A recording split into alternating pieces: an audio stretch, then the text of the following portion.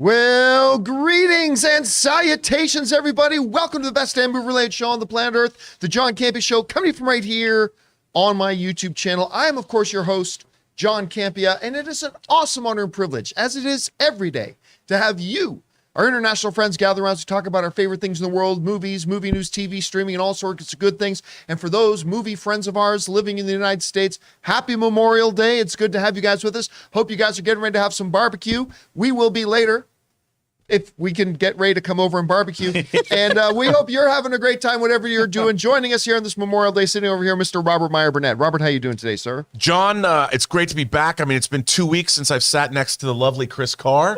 Oh, that's right, because when you were back last week, Chris was out, not going to Star Wars Celebration. Hot toy killer over here. It's I know. great to be back with you. That's such a bummer Star Wars name. Well, there's Mother of Dragons, Hot Chris Toy, Carr, Killer Hot Hot Toy Killer. Toys, Thrower of Babies. I won't say anything. Thrower of babies. Sitting next Just to good Rob, to be here with you again. of course, is you. Chris Carr. I missed Chris, you how you too. doing? I'm doing great. I'm going to go axe throwing after this. Oh, that's right. You were Isn't telling me that that. terrifying? Are you doing that for real? Yeah. I'm not letting you take a hot toy with you. Well, I was telling her, Ann goes like twice a year. She Ann that makes loves sense. Ann axe is throwing. fierce. Totally loves it. Sitting over there, Ray Ora is here joining you guys in the live chat today. Ray, how you doing today? Are you doing this? Hey, how are you doing? Are you doing this by yourself or are you taking Logan? What? Logan's supposed to come if he can get out of work, and I'm going with friends. Oh, okay, because then we would have to warn Logan.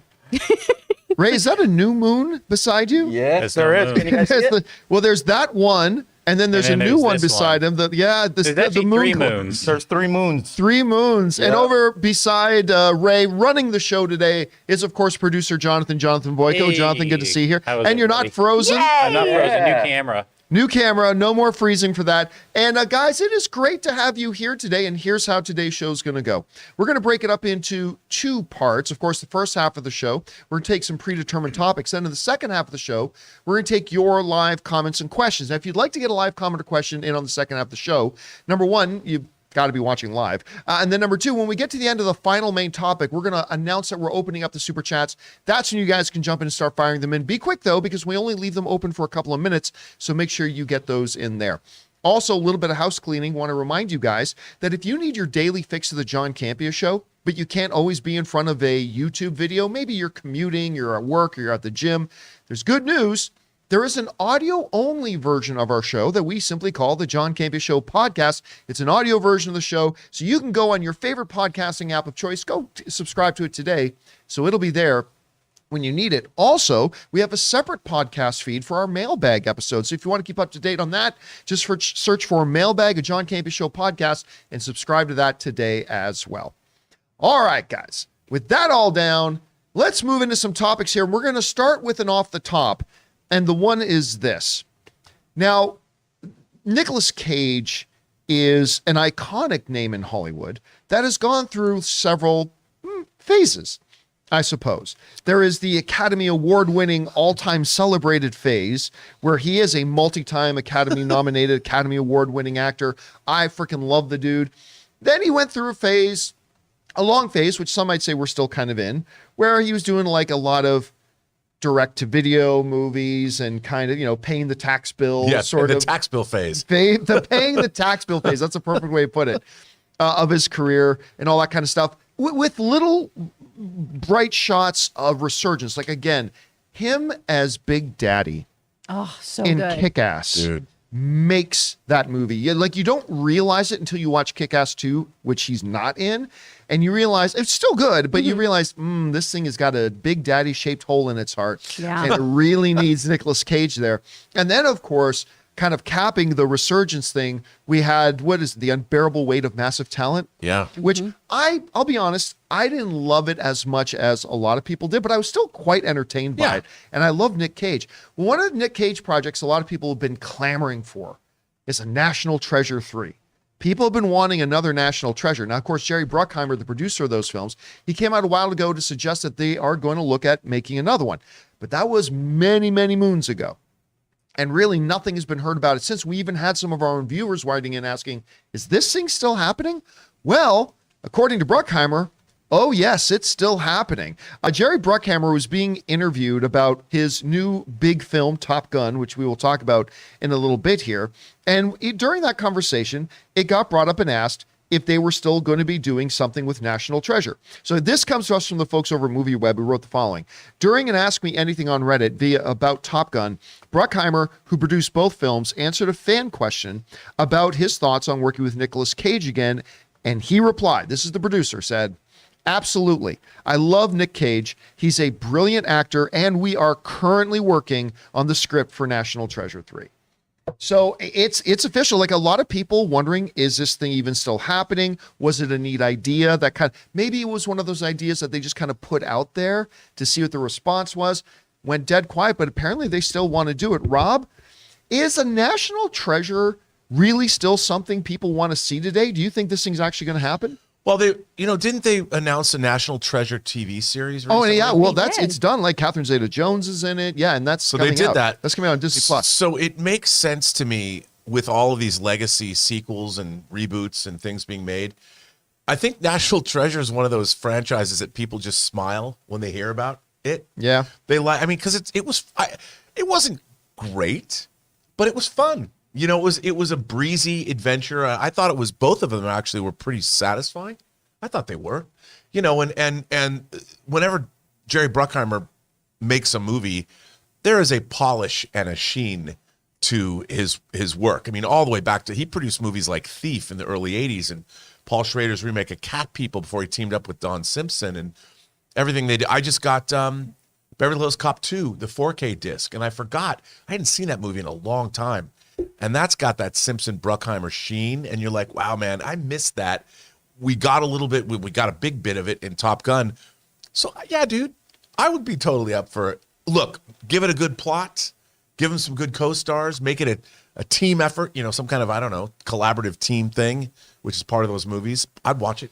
And of course, don't forget about the National Treasure TV series. They recently announced, when we talked about on the show, that the guy from Justin Bartha. Thank you, from the Hangover franchise, and of course was his kind of assistant in the. He is going to be in the TV series as well. So this is going to be a connected universe kind of thing that they're doing. Yeah, so. I mean, it could be like the X-Files movie where one season ends, leads into the movie, and then the ramifications are dealt with in the next season of the show. I'd dig that. Anyway, you saw this, Chris. What do you think about this? Would you even want another National Treasure? Do you think there's going to be an audience for it? What do you think? I absolutely want this. Nick Cage stealing the Declaration of Independence. That's cinematic gold. And it makes sense to me, right? Riley Poole is supposed to be a pretty large part of the new series, the Justin Bartha character. Right. So it just makes sense to have his mentor and friend be part of that show and have that segue into a movie. And I think there's a big audience for this. You know, Uncharted did very, very well. That wasn't entirely my cup of tea. I'm trying to remove myself from my love of the video game. But, you know, I think people love these action adventure films. They love these kinds of quests that people go on that have some historical foundation to them. So I think this would do really well. And Nick Cage is having a moment. So let's do it. Let's see it. It really is. The series really is the spiritual successor to Indiana Jones in many ways. I'm not saying it's Indiana Jones, but like there's not very many purely adventure films like the Indiana Jones, National Treasure, Uncharted. I think would go in there depending on who you ask, Chris or Ray, who will bring different theories and positions on that. But I mean, it's kind of rich that way. And maybe this will open the door to Con Air 2. Ooh. Come on now. Come on. Who doesn't want to see You just want that? another Nick Cage shot of him in front of a fan going, Come on. Okay, you got to figure out some way that you can bring John Malkovich Cyrus back. the Virus. You got to get John Malkovich back. That's the only way this works. Anyway, guys, question is for you. What do you think about this? The producer of the National Treasure series, Jerry Bruckheimer, is saying, yep, it's still a go. We're still working on this. Now, that's a long way from being greenlit, like having a script and everything. That's great. It's still got to get the final green light, but they say they're still working on it. Are you interested in it? Do you think people will be interested in it? Whatever you guys think, jump down to the comment section below and leave us your thoughts. All right, guys. With that down, let's move into our main topics here today, shall we? And how do we select our main topics on the John Campea Show? Well, it's really rather simple. You see, you guys come up with them. Whenever you come across a big topic, issue, or story that you guys feel we need to cover as a main topic on the show, just go anytime 24/7 over to www.thejohncampeashow.com/contact. Once you guys get there, you're going to see a form. Fill it out with your topic or question. It's absolutely free. Hit submit, and then maybe, just maybe, you might see your submission featured as a main topic here on the John Campea Show. With that down, Chris, what is our first main topic today? Our first topic comes from Jeff DiMargino. John, you always break my heart a little when you say there won't be another Solo movie. I loved the first one, and one of the big highlights for me was Donald Glover as Lando. He found a way to capture Billy D. Williams perfectly while also making it totally his own. Did you see that at Star Wars Celebration, Kathleen Kennedy said that they are still working on getting a Lando series put together? If they can, do you think that might mean there's still room for still some life in a second Solo movie too? All right, thanks for saying that in, Jeff. The Solo movie. You know, the Solo movie, at some point somewhere in the future, a version of The Offer is going to have to be made about the development of Solo. Like between even the decision-making process to do it, Lord Miller directing it, Kathy Kennedy and Lucasfilm realizing you're not making the movie we agreed to make, firing them off it, Ron Howard sweeping in, redoing like 80% of the movie, it coming out, becoming the first bona fide Star Wars movie that flopped at the box office, despite the fact that it's quite good. It's fun. Yeah, it's a fun space adventure movie. Yeah. I like it. I mean, it's not like Rogue One good, but it was pretty enjoyable. But I think most people, the lovers and detractors of Solo, most would agree that Donald Glover was actually a pretty good Lando. Yeah.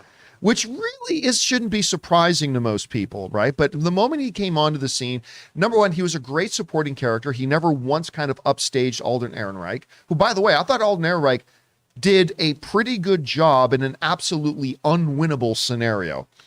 No one is going to take you over Harrison Ford. I mean, I'm sorry. But I thought he stepped in and did a pretty damn admirable job doing that. And Donald Glover was pretty sharp in it too. Now, here's where the plot thickens. A week or two ago, probably just last week, we talked on the show about the fact that Kathy Kennedy was being interviewed, and she basically said, yeah, we're never going to do recasting classic characters with younger actors anymore. That didn't work for us. It's clearly a no-go. Our Solo movie flopped. Yeah, not going to do that anymore. Okay, but what about the one you've already done? What about classic characters you've already recast? What about that Lando series you said at the Disney Investors Day meeting a couple of years ago? Does that mean that's done? Well, apparently, maybe not. This comes to us from the folks over at CBR who wrote the following. In an interview with Games Radar at Star Wars Celebration, Kennedy was asked about earlier statements she made about not recasting major Star Wars characters in future projects. I never say never, she said. It's certainly not something that we're doing with any intention right now. We're still talking about Lando with Donald Glover, for instance, but I don't think that we would intentionally just look back at some of the characters like Luke and Leia and whatnot and decide arbitrarily to do a story. There would have to be a really strong reason why. Okay, so when saying that we're not going to recast these young characters anymore, and the question about, well, what about ones that have already been recast? Like in Kenobi, Princess Leia. Yeah. Okay, I'll give them space on that. That's totally different because it's literally the child. I know, it's but not supposed to be a new version of Princess Leia. It's as a child. Even if Carrie Fisher were with us today, they would still have to do that if they were telling us. So true. I'm okay with that. I'll give them a pass with the child recasting. But the fact that they're saying we are still actively doing Lando, and I'll tell you what, sign me up for it. I listen again. I thought the swag and the charm and the smoothness that is all things Billy D. Williams. I thought Donald Glover was able to capture that on the one hand, and like Jeff said in the message, bring something of his own to it as well. You know, he didn't just try to do a Billy D. Williams impersonation.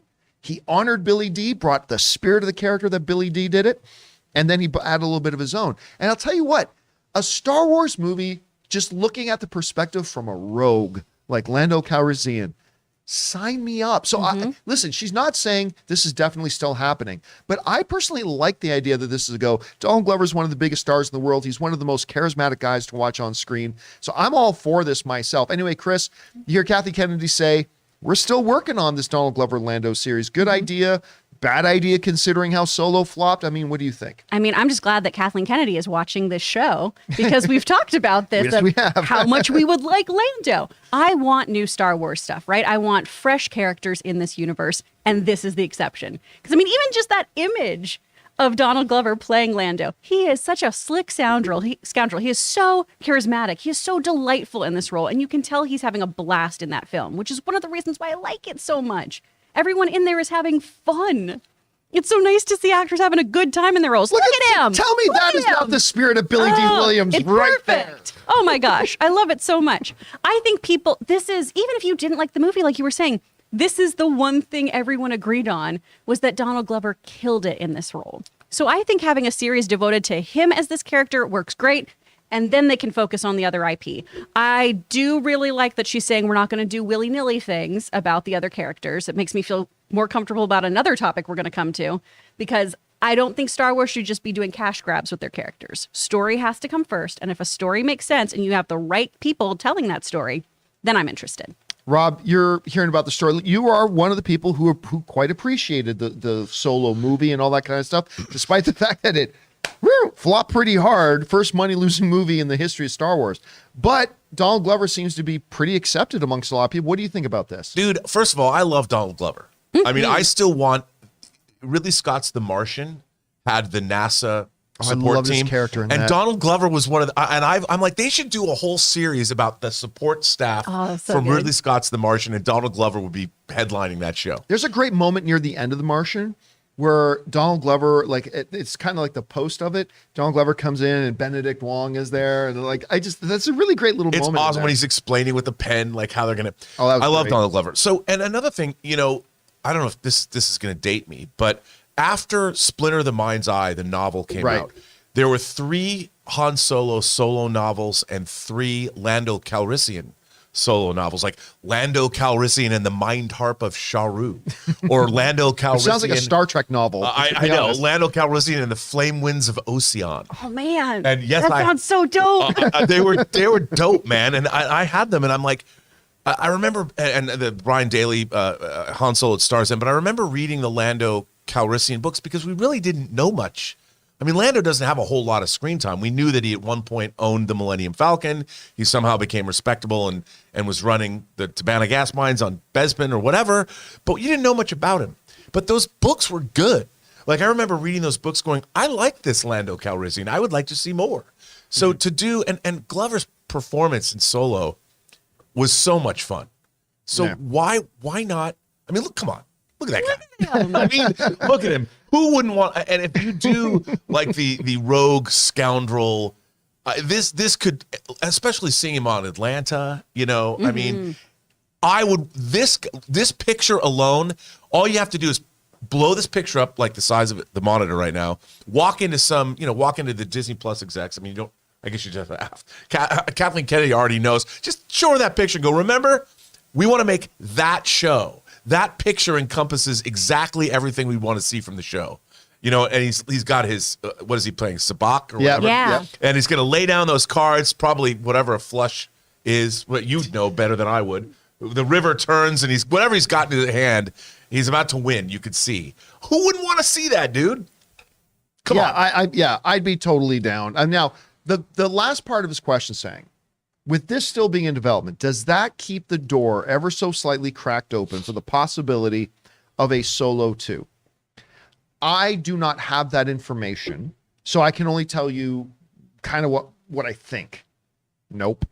Yeah. No. They're not going to go back to in a universe of Star Wars stuff that you have and a universe of Star Wars stuff that you could do. Why, instead of another project, would you go back to something that flopped? Again, I liked it. I had a lot of fun with that movie. I really did. But if I'm in the boardroom there, no, we're not greenlighting that. I don't see why you would. But I mean, that doesn't mean you couldn't have an Alden Ehrenreich pop up in the Lando series or something like that. Yeah, I think the only way it could, you know, in the home video era, there were movies that did okay at the box office, but on video they became huge hits. Mm-hmm. Things like the original Terminator. So and the numbers that they did on home video told the bean counters that yes, this could be viable. If Solo somehow, I don't know if it does, had big numbers on Disney Plus, I don't know if it'd be a theatrical feature, but they might do something for Disney Plus. I mean, I could see that, like you pointed out, they could have him show up in a Lando series or do, you know, the limited series idea using the volume stages where it keeps the price down. if they had a good story. I mean, I wouldn't mind. I thought Alden Ehrenreich did a good job. Yeah. You know, I thought he did too, but hey, it is what it is. Question is for you guys. What do you think about this? Would you be interested in a Lando limited series starring Donald Glover? I mean, I really would. Did you enjoy the Solo movie? Were you like the many people who didn't even see it? What do you guys think about this? Jump down to the comment section below and let us know your thoughts. I personally ship the idea of Donald Glover as Lando again, but if you want to ship something, you should be using our friends who are sponsors of today's show, our friends over at Stamps.com.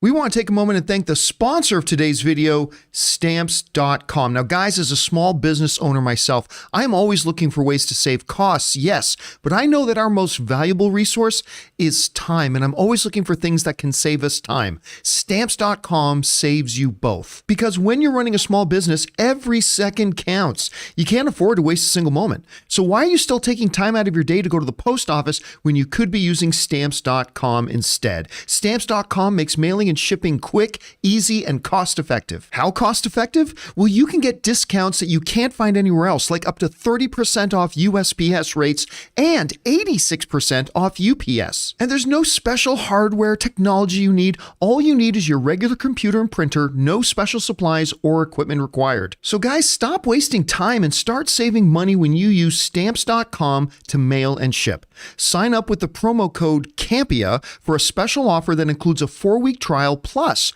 free postage and a digital scale. No long-term commitments or contracts needed. Just go to Stamps.com, click on the microphone at the top of the page, and enter the code CAMPEA. And a special thank you to Stamps.com for sponsoring this episode of the John Campea Show. Remember, guys, when you support our sponsors by using the links and the promo codes that you'll see down in the description below, you're actually supporting our show at the same time. So make sure you go and make sure that you know, they know, that you guys appreciate that they sponsor one of your favorite shows. All right, guys, with that down, let's move on over to main topic number 2. Chris, what is our second main topic today? Our second topic comes from Evan. I followed a lot of Star Wars Celebration this year, and there was some really good stuff, except there really wasn't any mention of future Star Wars movies. The only thing I really saw was that Lucasfilm is now saying that future movies will be set in the sequel era. Whatever happened to the Old Republic stuff? All right, thanks a lot for sending that in, Evan.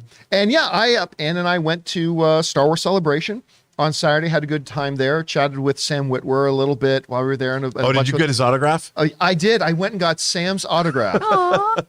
Okay, true story. Did I tell you? I can't remember if I said this in the show. So when Ann and I were looking at what was going on Saturday, she says, "Oh, Sam's doing autographs." And like a bunch of people were looking like Ewan McGregor's sold out, whatever, right? She goes, "Well, Sam's not sold out." And I just had this, I don't know why I thought this. I had this picture in my head. You know, sometimes you go to a convention, there'll be somebody sitting at a autograph booth and there's nobody there in line for them. I remember thinking, oh, I would hate it if that's what happened to Sam. So let's sign up. So we signed up to do it, right? And of course, Sam had a huge line at his thing, but whatever. So we got in line, got up the front, and he looks at me and goes, "What are you doing here?" And it's like, I didn't say, well, I didn't think anybody would come for your autograph.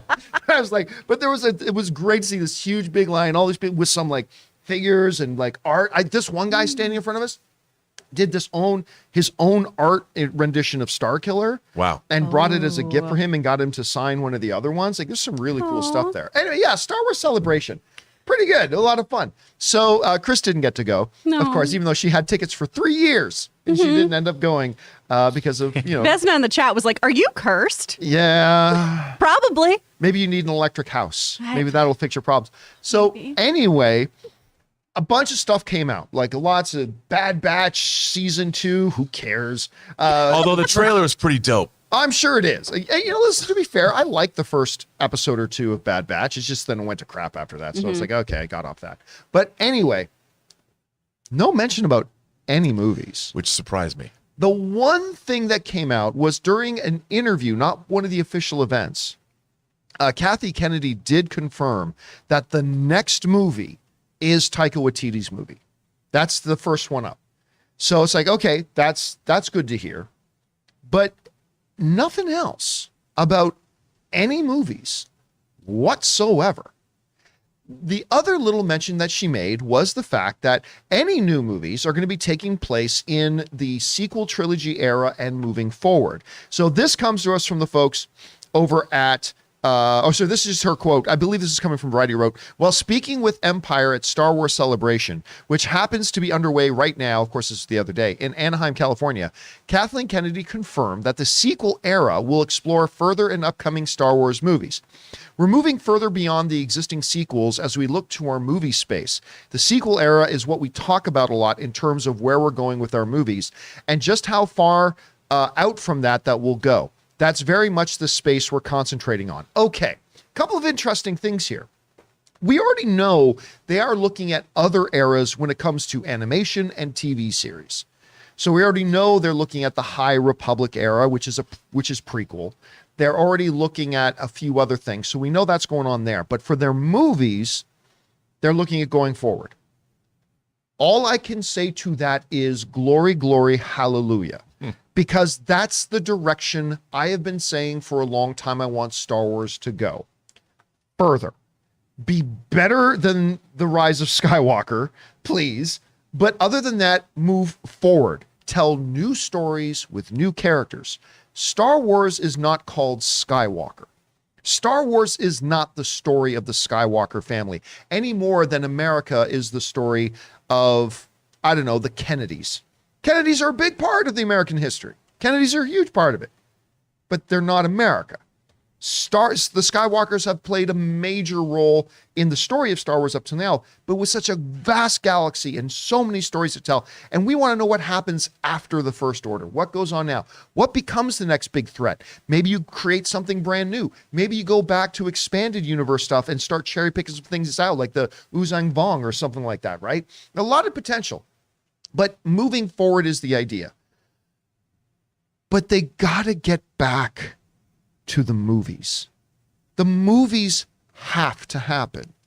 Because as much as I enjoyed Obi-Wan episodes 1 and 2, as much as I love Mandalorian, as much as I tolerated watching Book of Boba Fett, whatever, and I'm sorry, I know this is going to ruffle some feathers the wrong way. TV is lesser than. It's lesser than. You're getting no argument from me. It is a smaller medium with a smaller budget to tell some really good, quaint stories. Mandalorian's awesome. I love it. But they've got to be tethered to the movie. You have to have an active, thriving movie franchise going with the bigger scope and the bigger scales to really expand the mythology of what you're doing with, so that you can then have these TV shows that can feed off that. Look at what's going on with Marvel right now. I enjoy the MCU TV shows, other than Hawkeye. I didn't like that one very much. But I'm enjoying the Marvel TV shows, but they're operating at the same time that an active, thriving movie franchise is also going to build that hype and excitement. And so you can use these TV shows to tell really good, interesting stories while still being tethered to the larger scale stuff. And right now, I personally feel that you can really feel the lack of Star Wars on the big screen, that much bigger scope, the epic scale, all that kind of stuff. Now, look. I am not blaming them at all. And I'm actually thankful as a fan that after The Rise of Skywalker, Lucasfilm realized we need to do a little bit of a reset. Because, look, I loved The Force Awakens. I liked The Last Jedi. God, I hated The Rise of Skywalker. So I was really appreciated the fact that I said, okay, look, let's take a breath. Let's not rush forward and let's see where we're at. And I appreciated that. I did. It's been 3 years. And we don't have so much we know Taika Waititi's making a movie someday. We know freaking Kevin Feige is going to do a Star Wars movie at some undisclosed time in the future, maybe. Like, to not have something now after 3 years and coming at a Star Wars Celebration without anything pertaining to the big screen part of Star Wars is, to me, baffling. Like, Grant, okay, you might still be a year and a half away from getting Taika's movie in front. Get Taika on stage. Talk about the fact that we're excited. Why do you love the Star Wars universe, Taika? What are some things you want to bring to a movie, Taika? You don't have to get Taika to tell them everything about, well, here's what the movie's about. Here's going to be, you don't even have to do that. Just get them on stage, celebrate, focus on the fact that there's a Star Wars movie coming. And the fact that they went all through Celebration and they had some really cool stuff at Celebration. I'm not saying they didn't. They absolutely did. But to have no mention of a Star Wars movie, to me, is confounding. Anyway, Rob, there's a lot of stuff here to cover. Number one, new movies moving forward in the timeline. What else is there? Just the fact that there were no movies mentioned. I don't know. What's your take on this whole thing? You know, I said I thought pretty definitively that they were going to make movie announcements. I said on this show a couple weeks ago, and I thought for sure they would because we had Kevin Feige's movie, we've got Taika Waititi's movie, what's going on with Rogue Squadron, Patty Jenkins' movie. I thought for sure that they would have something because, like you know, we talk about how streaming works. But it's movies that are grossing hundreds of millions of dollars. And if a Star Wars movie's good, it's $1 billion franchise in addition to generating subscribers. So to not have movies is strange. You know, John, I don't understand why they don't do something radical. Like Star Wars takes place a long time ago. Well, you could jump, say, 1,000 years into the Star Wars universe future and like do something radical, show a galaxy where there's balance in the Force, where there's equal Sith, and there's equal dark and light side of the Force, and there is a balance. The galaxy is in harmony. Do something radical. People would be like, wait, really? Like this. And then the whole thing is about how the center cannot hold. Things fall apart if you're into poetry. You know, and then show an unraveling. That there has been this great peace that's lit for 1,000 years between the Sith or whatever and the Jedi or whatever the new incarnations of the Force is, and then show the great unraveling.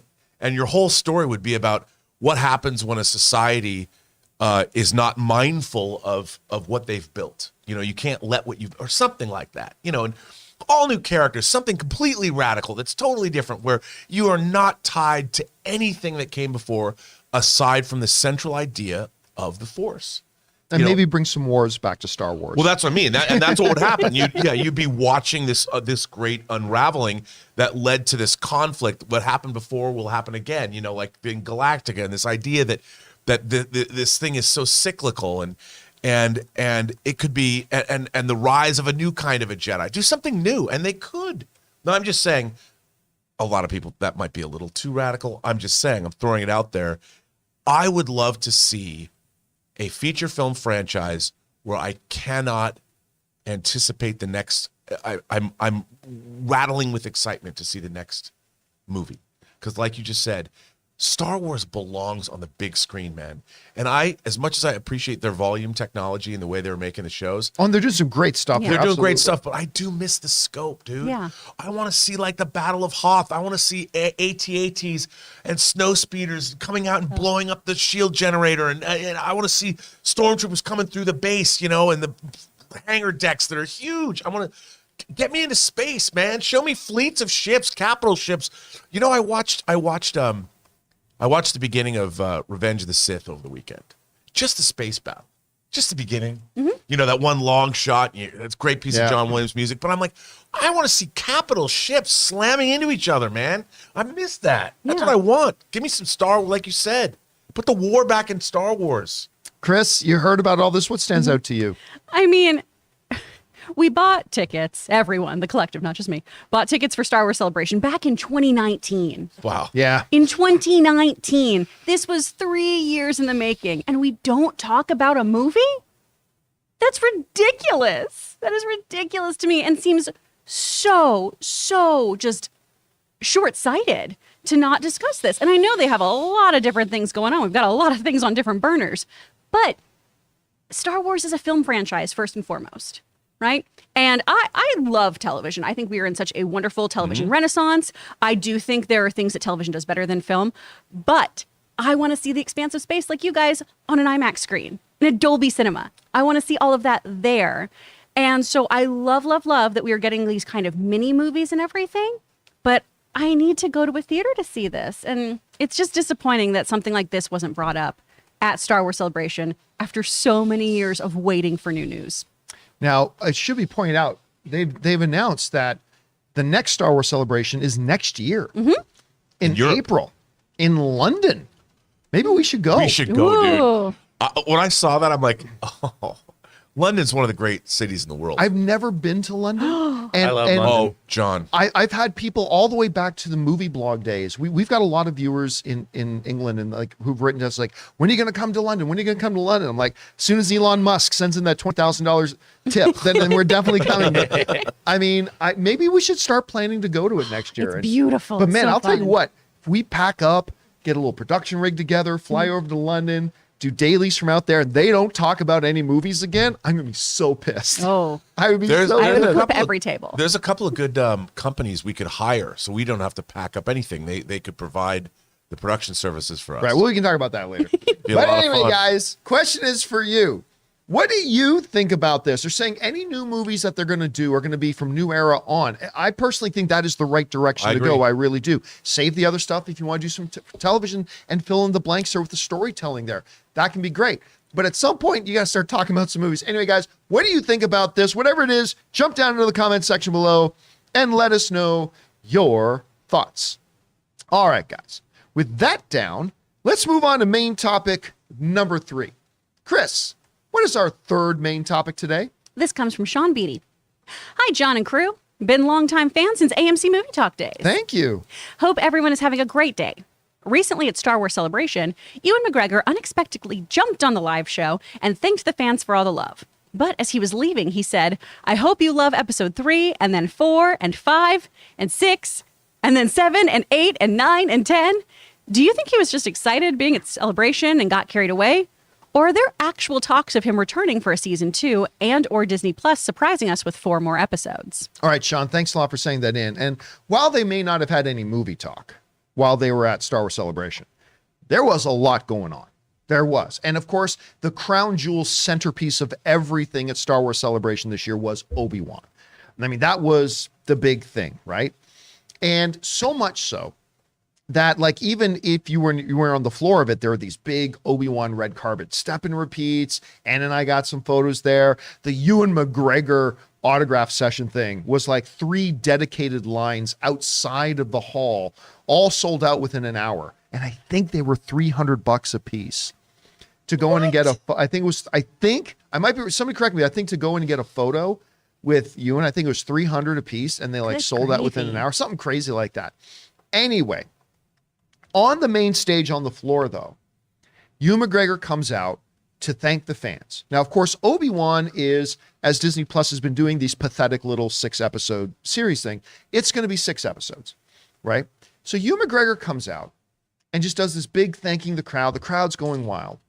And he says something kind of interesting. Anyway, this comes to us from the folks over at Screen Rant, and they said the following.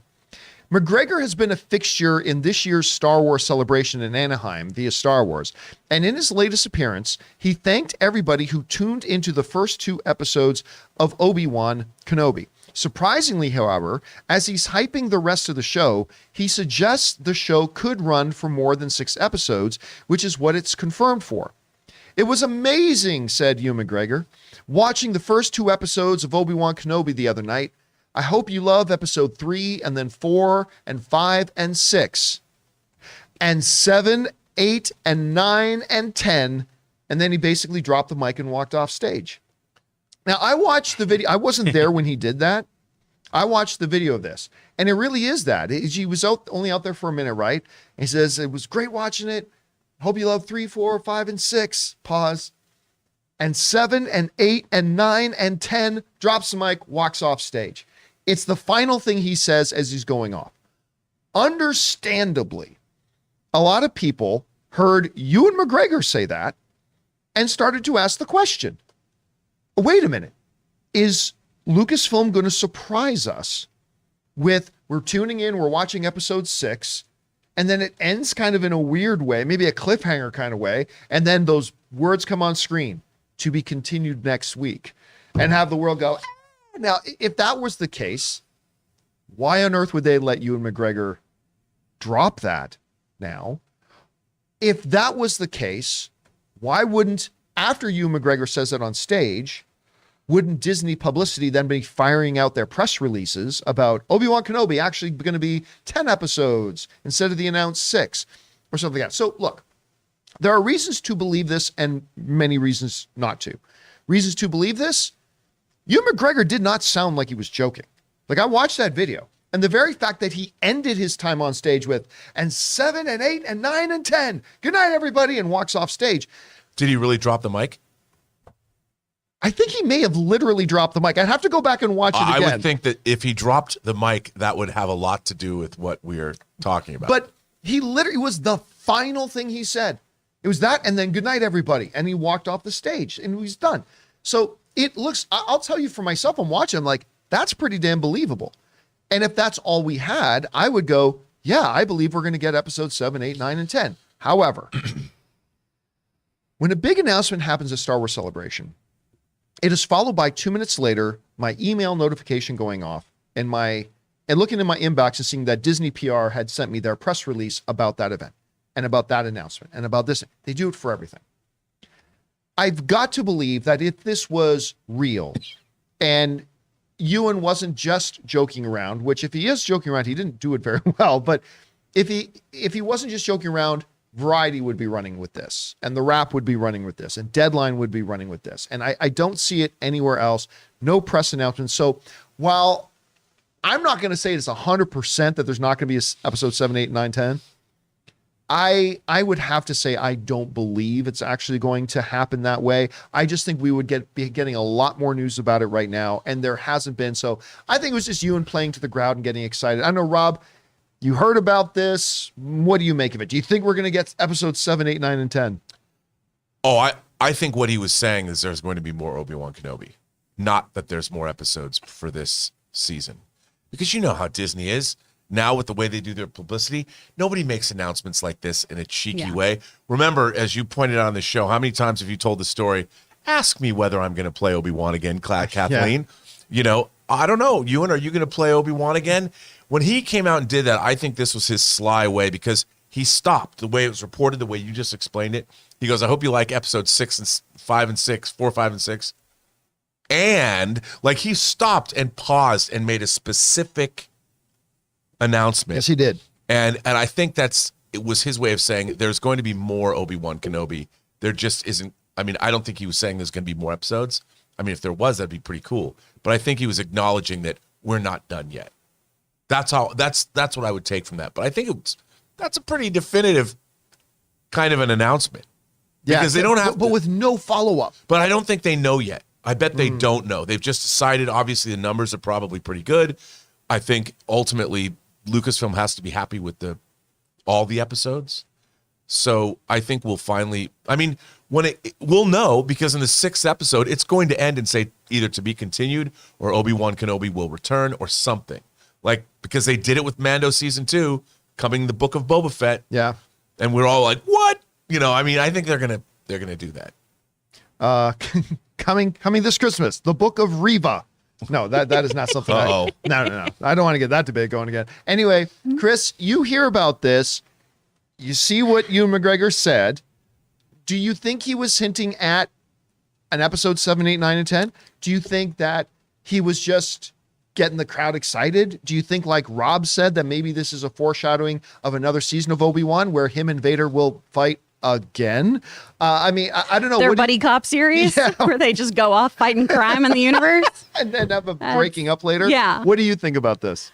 I mean, I want to say that Ewan McGregor is a good enough actor that if this is not a joke, he'd be able to tell it in a better way, right? He'd be able to land a joke.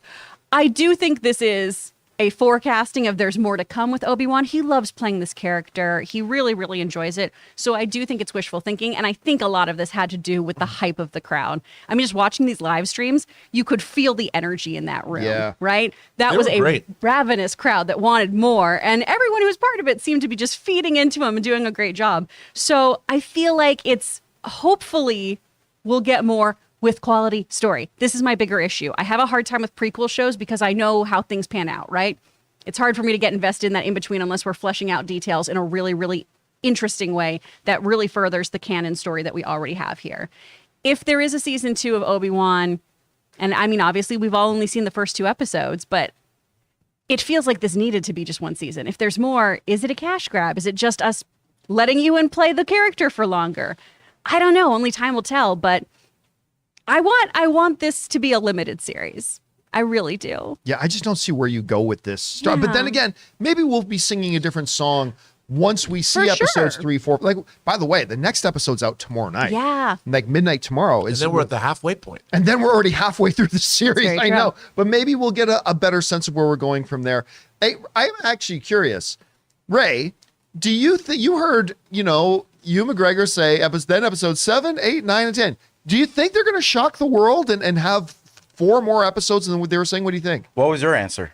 I don't think so. Then I think so. That's the way it works here, John. Don't you know? I will bet you a hot toy that there will be 7, 8, 9, and 10, baby. I will win. We could play this game 100 times as long as I win once. Eventually. No. I actually think he thinks that there will be. I'll say that.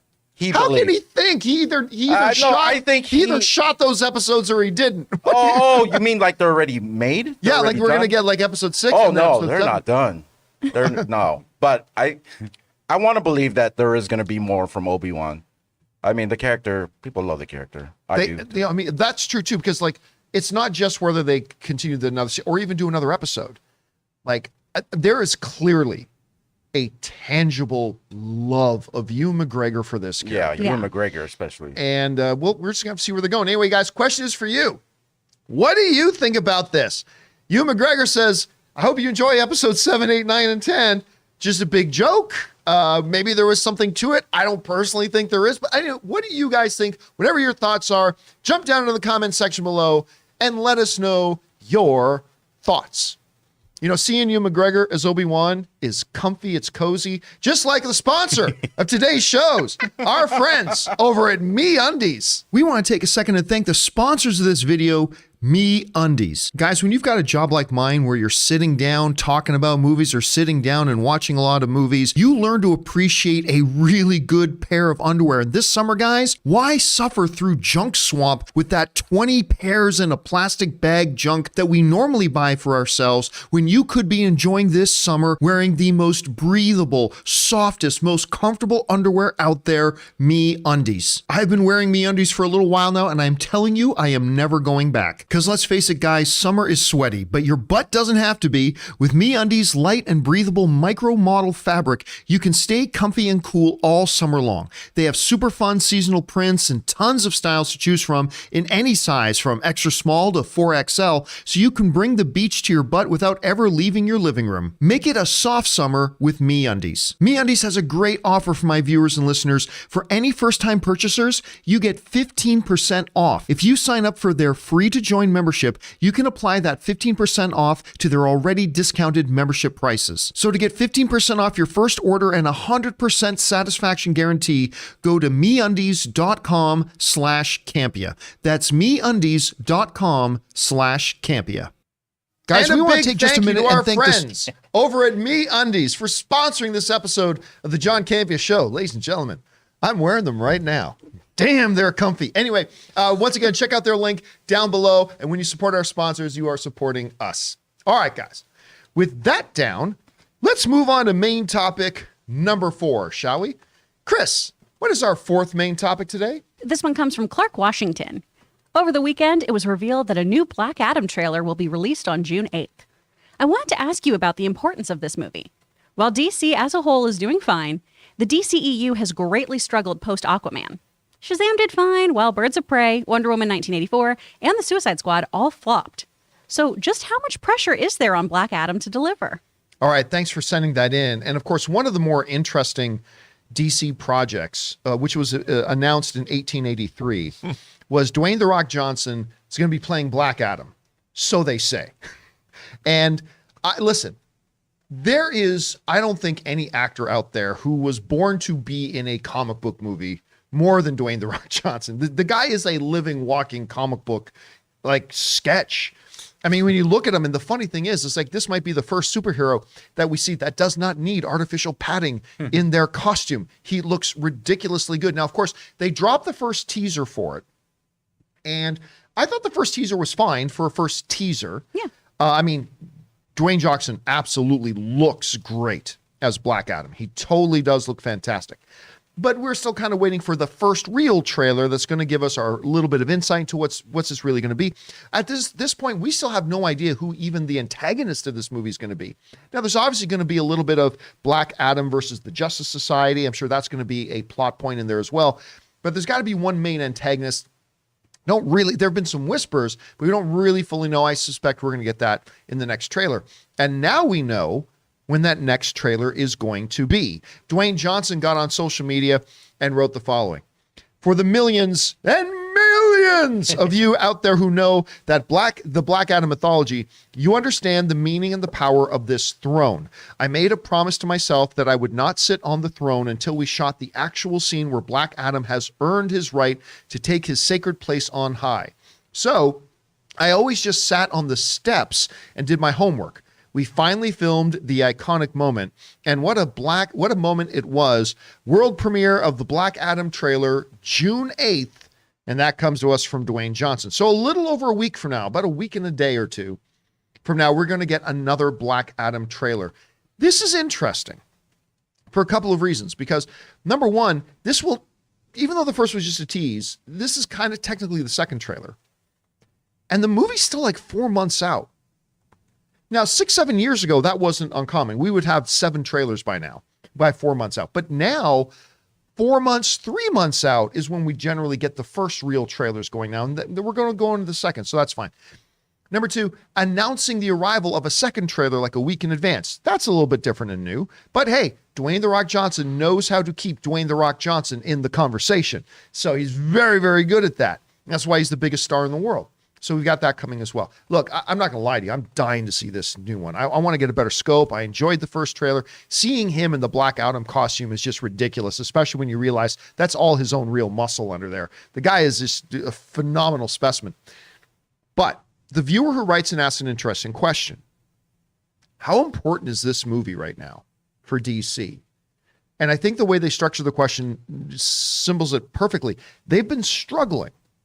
Shazam, I admit I like Shazam more than most people. I thought Shazam was freaking awesome.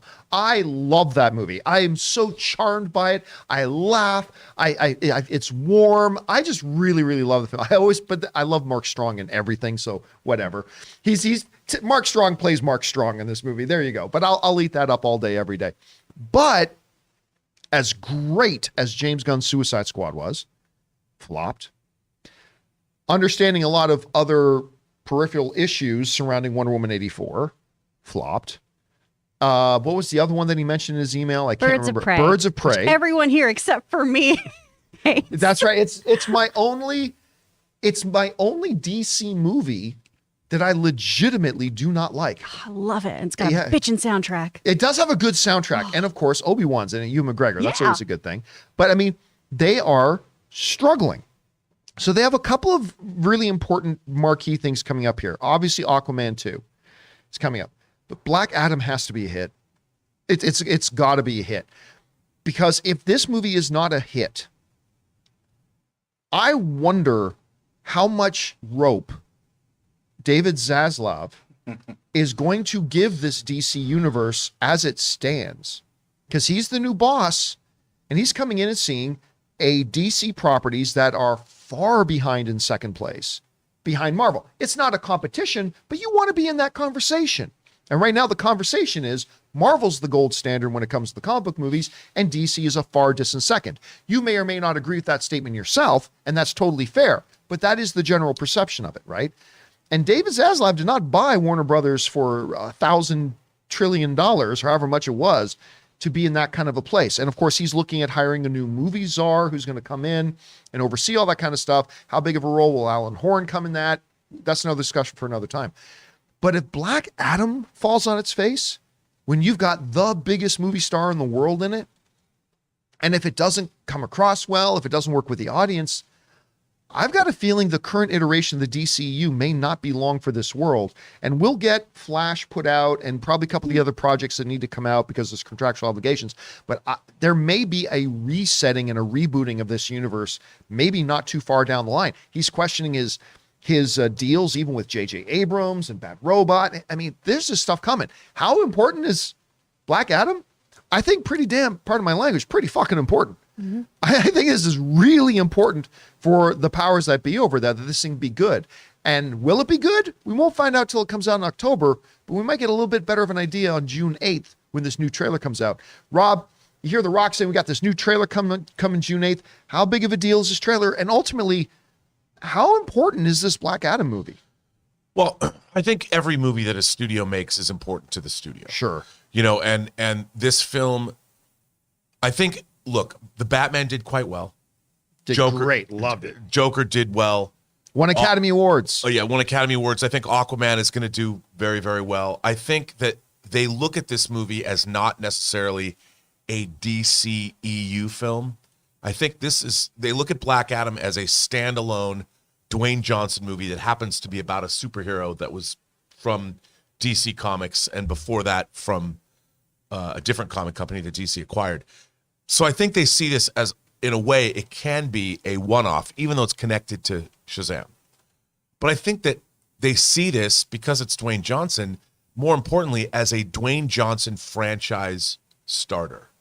Like they could... they're not looking at this as one movie. They're looking at this as a franchise. Yeah, absolutely. And they're looking at it as its own franchise. And if it works, obviously putting Shazam and Black Adam together would be a good thing. So I think that's what they're looking toward. And as a matter of fact, the Shazam Black Adam, I mean, in the original comics, the Captain Marvel world was its own world. Right. You know, it was not incorporated with Earth 1 or Earth 2. It was Earth S, I think, in the comics. And they could very well be looking to that. And they could have a sub-world within the DCEU. And I think that, you know, Dwayne "The Rock" Johnson he's a charismatic, he's bigger than the character of Black Adam. Whereas Henry Cavill is not bigger than the character of Superman. Right. But Dwayne Johnson, Black Adam is a lesser character. Not a lot of people know him, even if you're a big comic book fan. So I think as far as Warner Brothers is concerned and David Zaslav is concerned, he's probably looking at this as a Dwayne Johnson franchise starter. So I don't think it's as important to the wider DCEU because, John, the standalone DC movies are doing, there's a few that haven't been doing well, but your marquee titles, Aquaman's a marquee character, Batman's a marquee character, those they're doing good. And, you know, we've got maybe Blue Beetle. They've got a lot of different balls in the air, but I do think that this is, first and foremost, they're in business with the biggest movie star in the world, and they're looking at this as that movie star's big film, more so than the DC universe. Chris, we see what he's saying. How big is this new trailer? How important is this movie to the whole overall health of DC? By the way, I was looking at it pessimistically, like, how is it important that it not fall on its face? Yeah. But how big could it be if it ends up being a hit at the same time? How do you see it standing? I mean, if this does well, it could be huge. We've got so many characters here. We have Dwayne Johnson. We have a lot of things that should go right here. So a lot of ticks for yes on this one, right? And I think this could be the crown jewel, if they want to, of the DCEU, should all the execution go well. That's great. The issues here, though, are that the other films just haven't been doing well. And what we have coming up on the roster, too, are also riddled with other outside issues, right? Aquaman 2, as much as fans like Aquaman, that still has some outside drama and things that are really, really pushing on that franchise. And also, is that sequel going to live up to expectation? We've got... Flash? I think no. I think that's the only movie. It's just Aquaman is the only thing left on the roster because that's not a real movie. So it does have a lot of pressure on it though to do well, right?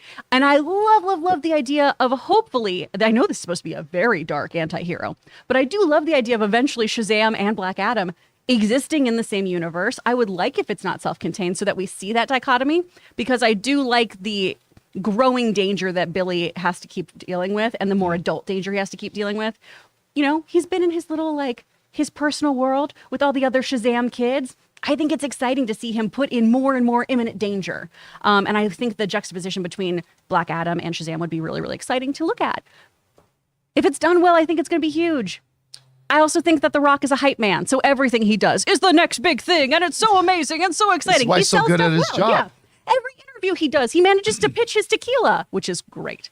But like, he's a showman. So everything he does is obviously going to have big flair, big finesse. I think this is going to be a great trailer to see more of what the film's about. Hopefully get more Dr. Fate. That's personally what I'm most excited about.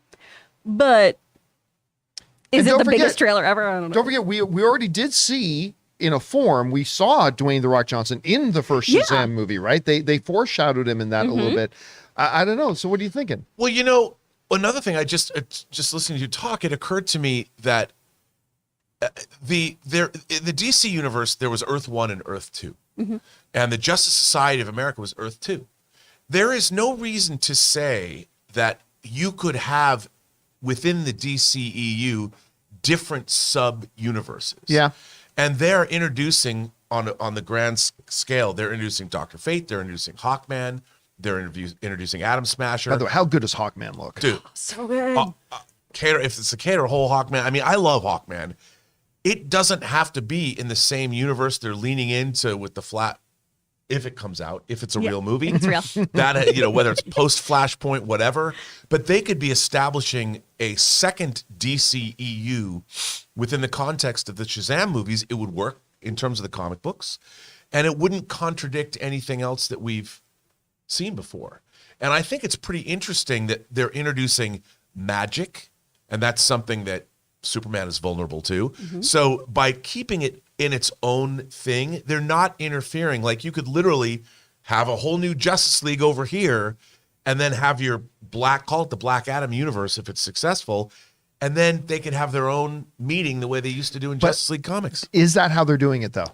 And I'm not sure that it is. I don't think I don't think they are doing that right now, but I'm saying if this movie is a real big hit, this is a very different kind of movie than Aquaman is or that Flash is. So they could keep this unto itself. I mean, if this movie makes $1 billion, if it's that good, they might want to do that. But I don't know. I mean, it's there. You know, the opportunity's there. Guys, question is for you. What do you think about this? First of all, we got a brand new trailer for Black Adam, still 4 months out from the movie, but it's coming next week. I'm very excited to see that. How important is this movie for DC right now? Being, if it falls down, if it's a huge hit. What do you guys think about this? Jump down to the comment section below and let us know your thoughts. Okay, guys. With that down, let's move into our fifth and final main topic today. Chris, what is topic number 5? This is from Benji the Husky. It's amazing he can type with his paws.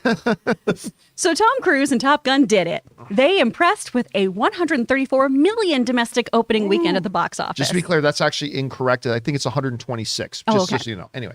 They also got over 40 crowd going back to the movies, 55% of ticket buyers, since the pandemic began.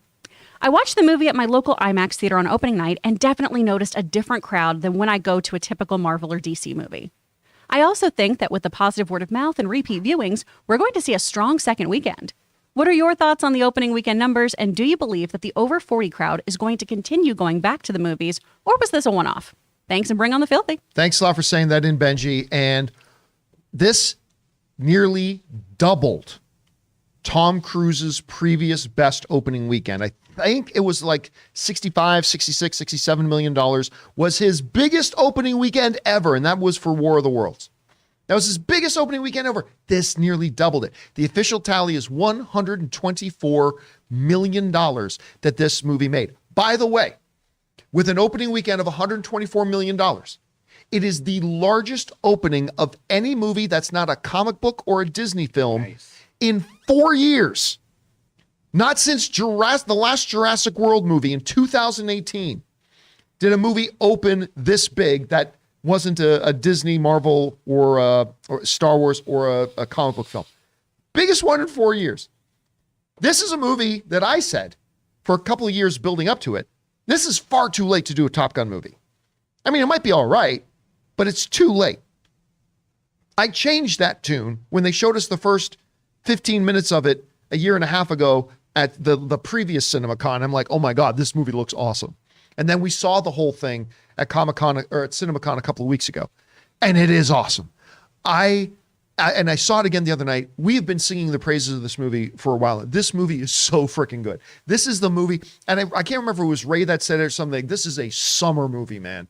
This Top Gun movie is a summer movie. I took Ann to see it the other night. She absolutely loved it, and she's not a big fan of the original Top Gun, and she just thought it was absolutely fantastic. I loved watching it on the big screen again.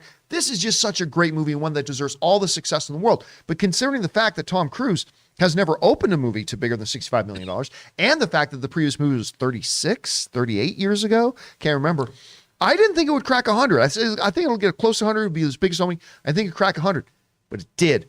$124 million. Ooh. And there's even bigger meaning to that. This comes to us from the folks over at Variety who wrote the following.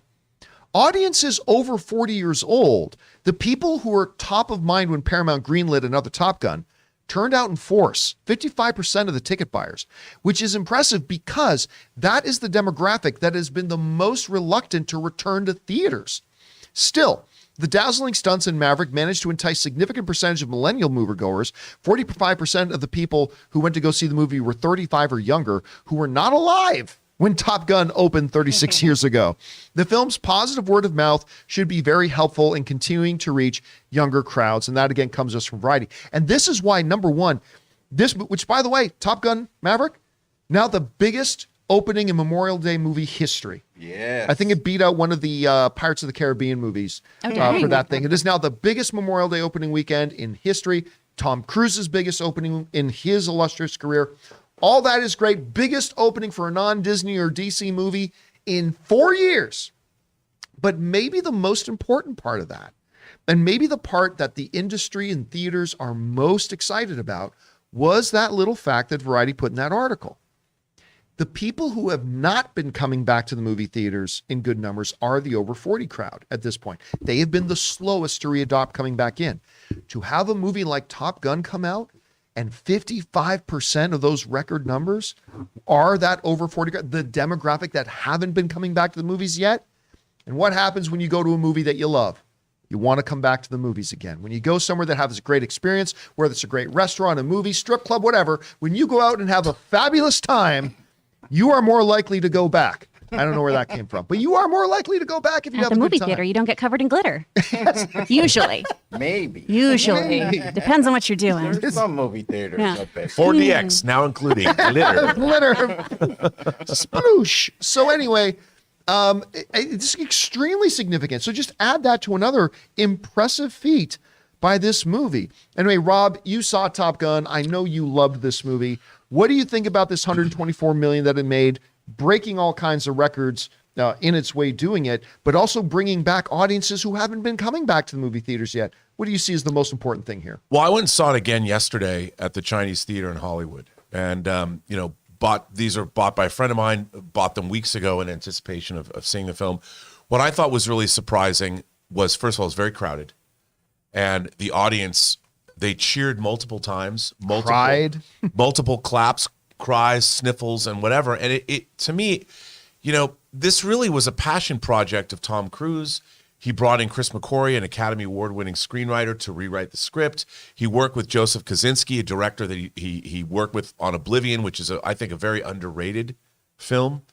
And this movie was crafted by people that made this film their life's work. I mean, not that they don't have a lot more work to do, but this was made by people. A studio, do you think it was a good bet to make a 36-year-old sequel to a movie? I mean, it probably, maybe a little. It's not like Tom Cruise is not Dwayne Johnson. He didn't open movies to $100 million, even though he's had a very consistent career. So from a spreadsheet standpoint in this day and age, not necessarily the best idea, but I think this movie stands as a testament to show you what is possible when you have really good people who know exactly what they're doing, who are trusted by the studio to do what they do. And they're not spending $200 million. I mean, maybe they did. This probably was a very expensive movie, but this movie was exactly what it was supposed to be. And it was carefully crafted, and the studio knew what they had. They didn't go, you know what? It's the pandemic. We're going to put this on Paramount Plus. Yeah, to which Tom Cruise said, no. Over my dead body. Yeah, I mean, they absolutely knew what they had. And you know what? Tom Cruise, they believed in what they had. And you don't see that a lot. And I think that they've been justly rewarded, because if you look at the foreign numbers too, it's also grossed another almost $100 million overseas. So you're looking at close to, with our 4-day weekend, probably a $250 million opening for this film. And it didn't have a week launch in advance in European territories. I mean, this is basically over the last 4 days. This movie's a monster hit. And for Paramount, you know, it's the culmination. They've had a really good year between Sonic 2 and Jackass and the movies that they've released this year.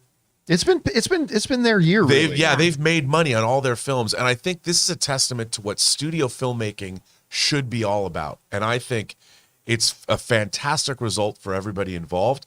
I think that this film is a wonderful movie. Now seeing it twice, we saw it at CinemaCon for the first time, seeing it again in IMAX with a crowd. I mean, John, when we go and saw Endgame together, and on your left, and people realize what was happening, the portals open, and to hear people, even at Disney, the jaded genre press like we are, whatever, they cheered. This is exactly why people go to have that collective experience in a movie theater. And we need more of this. Look no further than Top Gun to be like, you know what, studios? This is what you've got to give us. And these are the filmmakers that you have to have working for you. And don't make decisions in boardrooms about what movies should get made. Find the passionate filmmakers that are going to deliver this kind of entertainment, because you're going to win, man. And by the way, I don't know if they did this in your theater, but in mine, when I took Ann to go see it, there was a message from Tom Cruise at the beginning. There was. For those of you, some of you guys may have seen this already, but if you haven't, so there was a big message from Tom Cruise at the beginning, talking to say, first of all, thank you for coming to see this. He goes, we made this. I knew one thing. This movie needed to be in a movie theater. And our audience erupted in applause when that happened. Same with ours. Now, let me ask you this. Since you brought that up, what did you think of that? I had never seen anything quite like that before. I've seen it on home video and stuff, but not in the theater. How'd you feel about that? I've seen it done a couple of times, but for different reasons. Like I've seen a couple of, AMC will get us started or something. Hello, AMC moviegoers. Yeah. We were very excited to make this movie, and we're so glad to hear. So please sit back and enjoy. But this one was like Tom Cruise saying, who has been like one of the biggest champions of the cinematic experience. This was like Tom Cruise saying, hey, we're coming out of this. Like, we survived it. We held on to this. We didn't roll over and play dead when everybody else said, just put it on streaming. We were like, no, this movie is for a movie theater.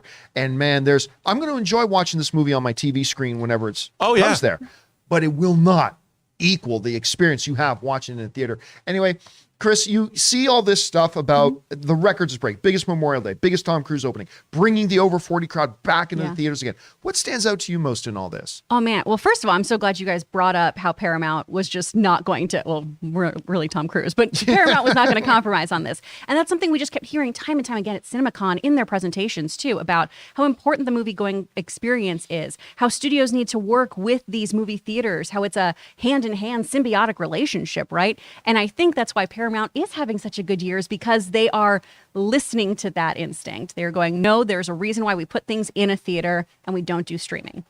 That leads me to what I think is the biggest takeaway here of the 40 plus crowd coming back, because my parents are big streamers now of, oh, we'll just watch it when it's on demand. Oh, we don't need to go to the movies. We won't deal with that. It's fine. Don't worry about it. Whereas it used to be one of their favorite things. Every weekend they'd go to a movie. And this is the movie that I know my dad's finally going to go see in a theater. Yeah. At CinemaCon, it's the only thing that he was texting me about. Was just like, did you see it yet? What did you think? What did you think? Did you even see the original one? And I was like, I did. And then, I've talked about this on this show. I'm not as in love with this movie, but I do think it is a phenomenal film that, from an objective filmmaker standpoint, is a wonderful, wonderful movie, right? It's beautifully shot. It is well acted. There's a great story in here. It hits nostalgia points for other people. So I think if something's going to get you back in theaters, it is something that has this kind of scope, right? It is shot so magnificently.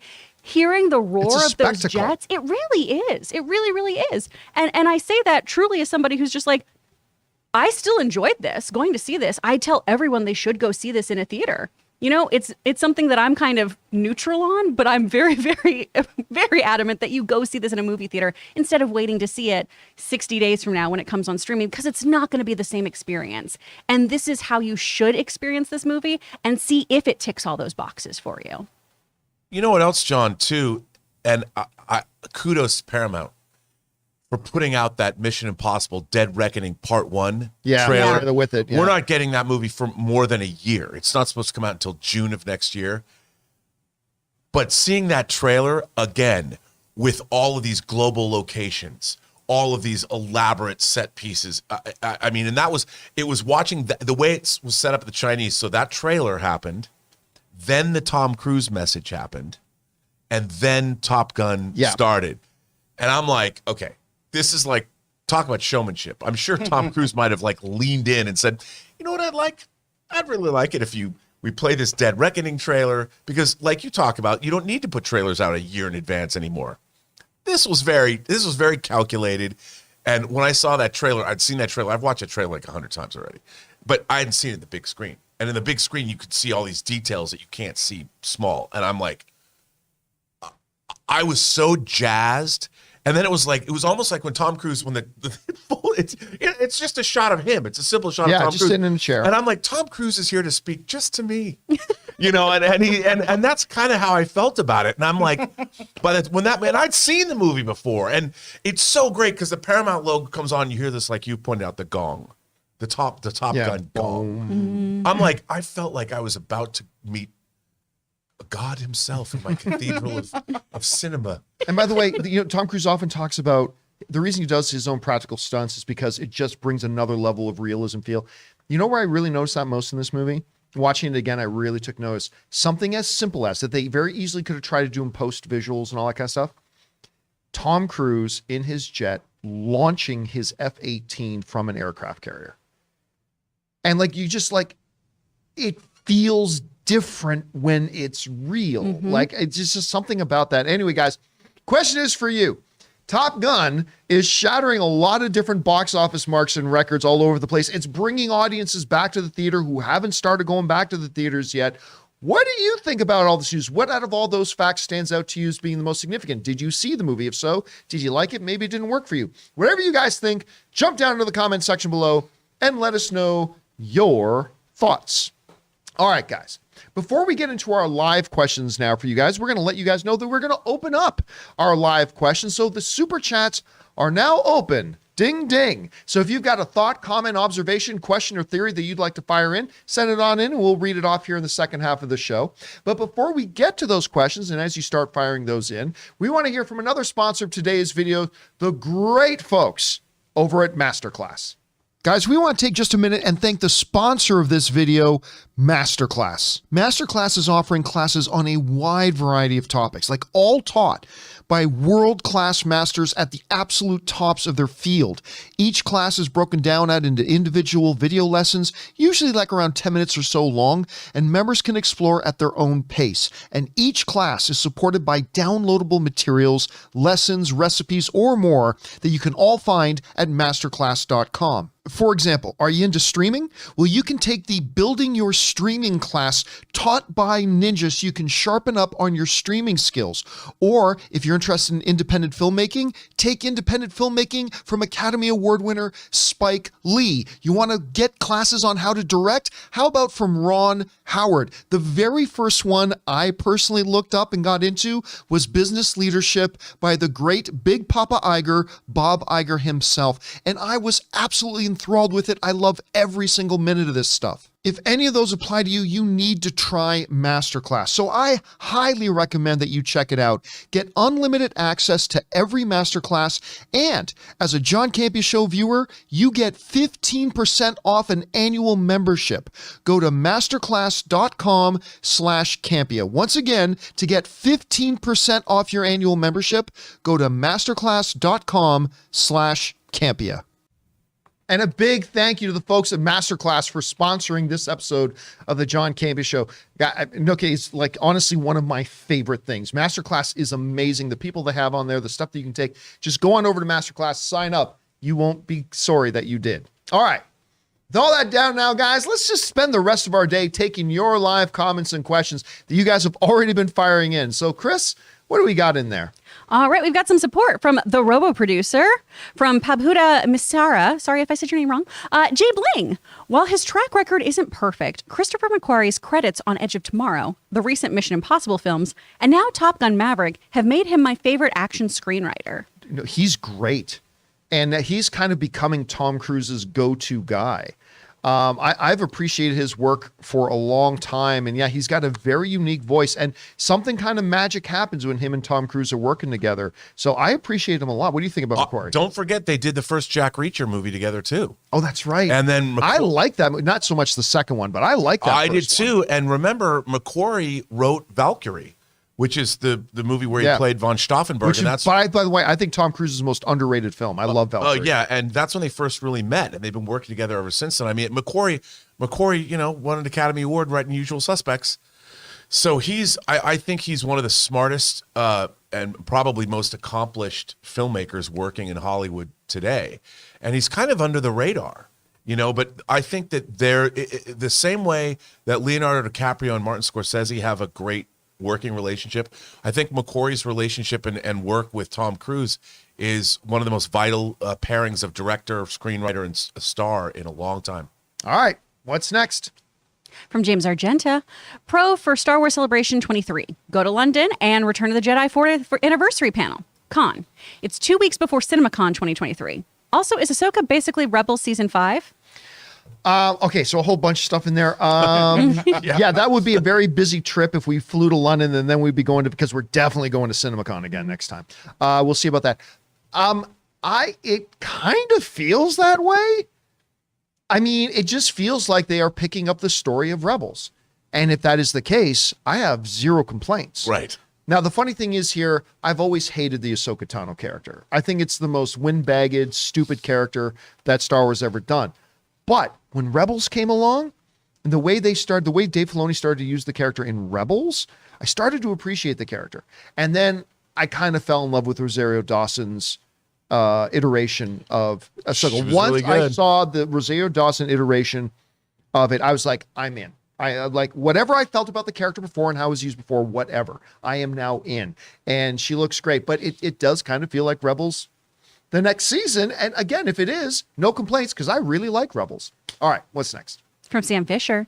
John, after your tweet on Saturday, I bought your book off Amazon. Oh, thank you. But it's like 69 on my reading list, so give me time. Oh yeah, so you got a lot on your reading list. I get it. Haha. Okay, so yeah, I mean, a lot of people, you'd be forgiven to not know. You're gonna turn it upside down and put it on your face. You may not know. Jeez. Okay. You may not know, and you'll be forgiven for not knowing because I never bring it up. But yes, I have a novel. I have a book that's on Amazon called The Pride. I'm very proud of it. So yeah, thank you so much for that, and I appreciate that. For those wondering why that's brought up, it's because I know, Jonathan, see if you can go to my Twitter page and see if you can find this picture. It's like 2 or 3 posts down.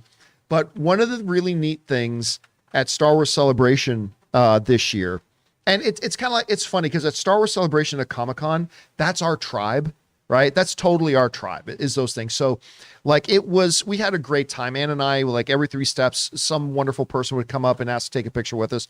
It was such a good time. But one really special moment happened for me when these folks came up to me with a copy of my book and asked me to autograph. Jonathan, I don't know if you got my Twitter page there with that image up, but anyway, they came up to me with the book and asked me to autograph my book, which like that made me feel super special. Like I was like, oh my gosh, like I almost wanted to cry a little bit. It's the first time somebody came up to me in public with a copy of my book and asked me to sign it. So yeah, all right, don't worry about it now, Jonathan. Let's just That's pretty cool because they had to bring it with them in anticipation they might see you. Yeah, that's sweet. So it was really pretty awesome. It made me feel really special. So thank you for making me feel so good. All right, what's next? From Raymond, after Tom's message, people shouted, "Thank you, Tom!" in the theaters. Oh, okay. They did too. They did too. They did in mine. I just heard applause. Thank you, Tom. There was one guy who said it was behind me to the right that said that, in the entire theater laughed. Thank you, Tom. All right, what's next? From Fifi, I know there's rumors of Obi season 2. However, I totally would rather have a Vader Disney Plus show starring Hayden. Thoughts? No. Look, don't get me wrong. I love the Vader character as much as anybody.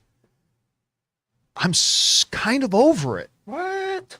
Look, they look. I feel like everything in Star Wars is make sure gonna get Vader there. Oh, gonna have new season Rebels. Make sure we got Vader. Gonna have Rogue One. Make sure we got Vader. Doing the Obi-Wan series. Make sure it's got Vader.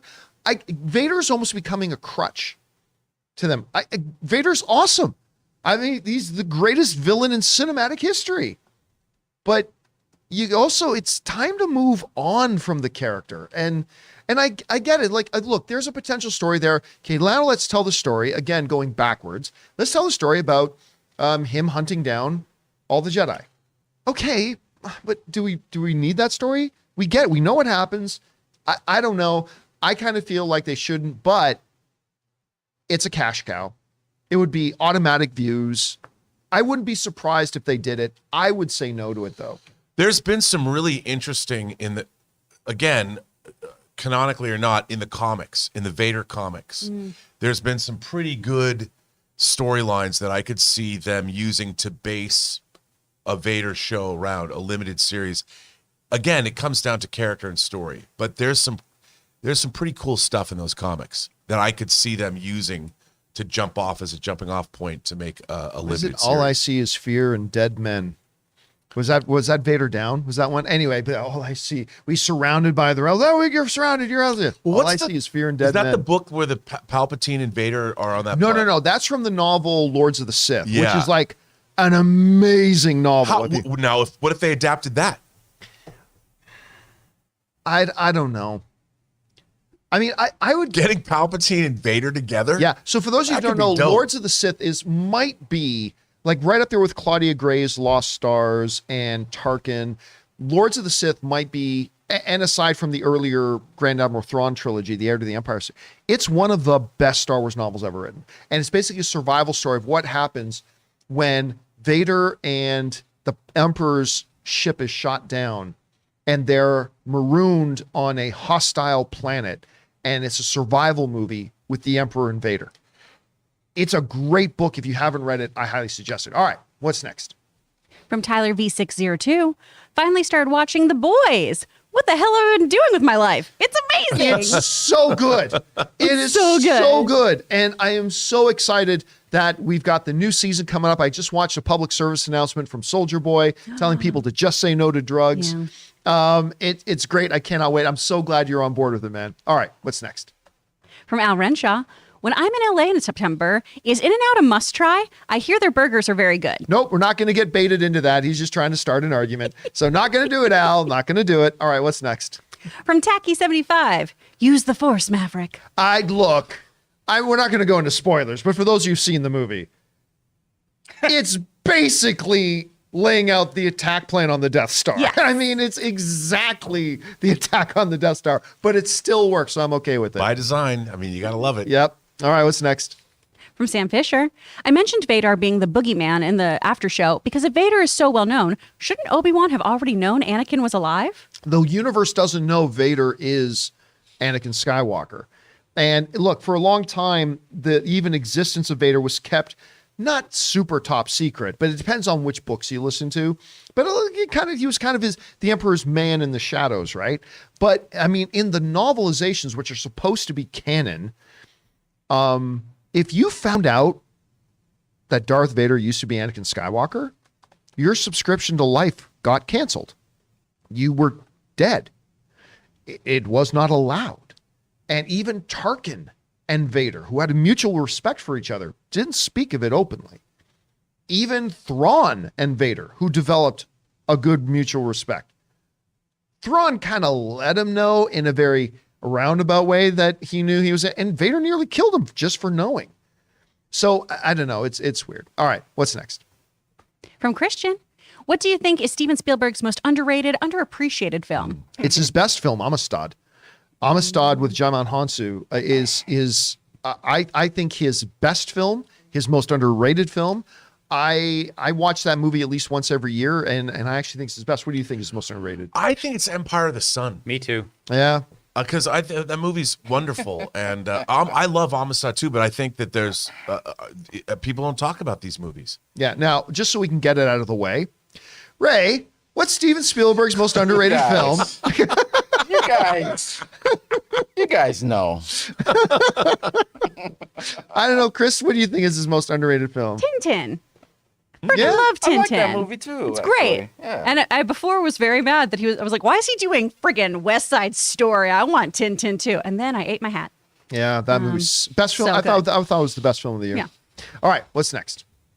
From MP, hi everyone. Which of these flavors sound best for a 0-calorie soda? Bubblegum, cinnamon, licorice, root beer, toasted marshmallow, or clear coffee? Root beer. Nobody else? Oh Toasted my God. marshmallow. I just threw up in my mouth. Cinnamon. All of those. I love cinnamon anything.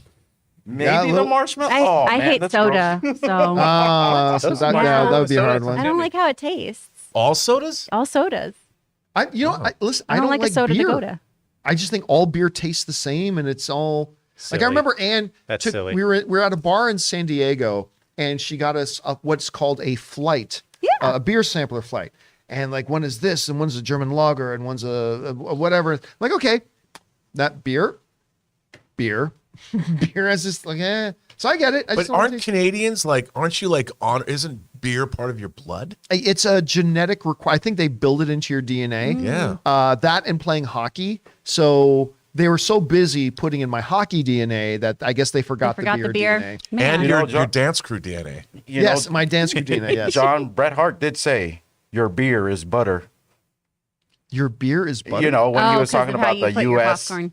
Oh, what's that's better, right. He That's said, right. our beer is butter. Butter. All right. What's next? From Luis.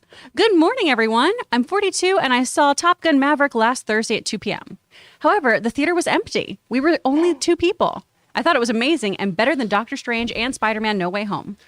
Well, Thursday at 2 p.m. might have had something to do with Yeah. that. A lot of people are places they were supposed to be at that time. So I'm not. I bet even when Spider-Man was in its second week and whatever, I bet there were probably some 1 p.m. matinees on a work day or school day that probably weren't doing so good either. So I wouldn't be surprised about that. The important thing is, though, did you have a good time watching it? And that's the main thing. All right, what's next? From A. Marcellus. Rob, are you getting the $8,500 life-size C-3PO? No. No, but if I could get any life-size robot, I would spend $20,000 and get the Robbie the robot from Forbidden Planet. I'll tell you what, at Star Wars Celebration, there was there were many art parts, but the one artist, Anne actually bought one of the prints from one artist, which is amazing, but he had like a 7-foot tall, 4.5 foot wide, giant portrait of Vader that he had Wow. painted. $8,000 for that. And then one right beside it, the exact same dimensions, a portrait of a stormtrooper holding a gun, just like the head and the gun part, also $8,000. So we saw that. It's like, oh my God.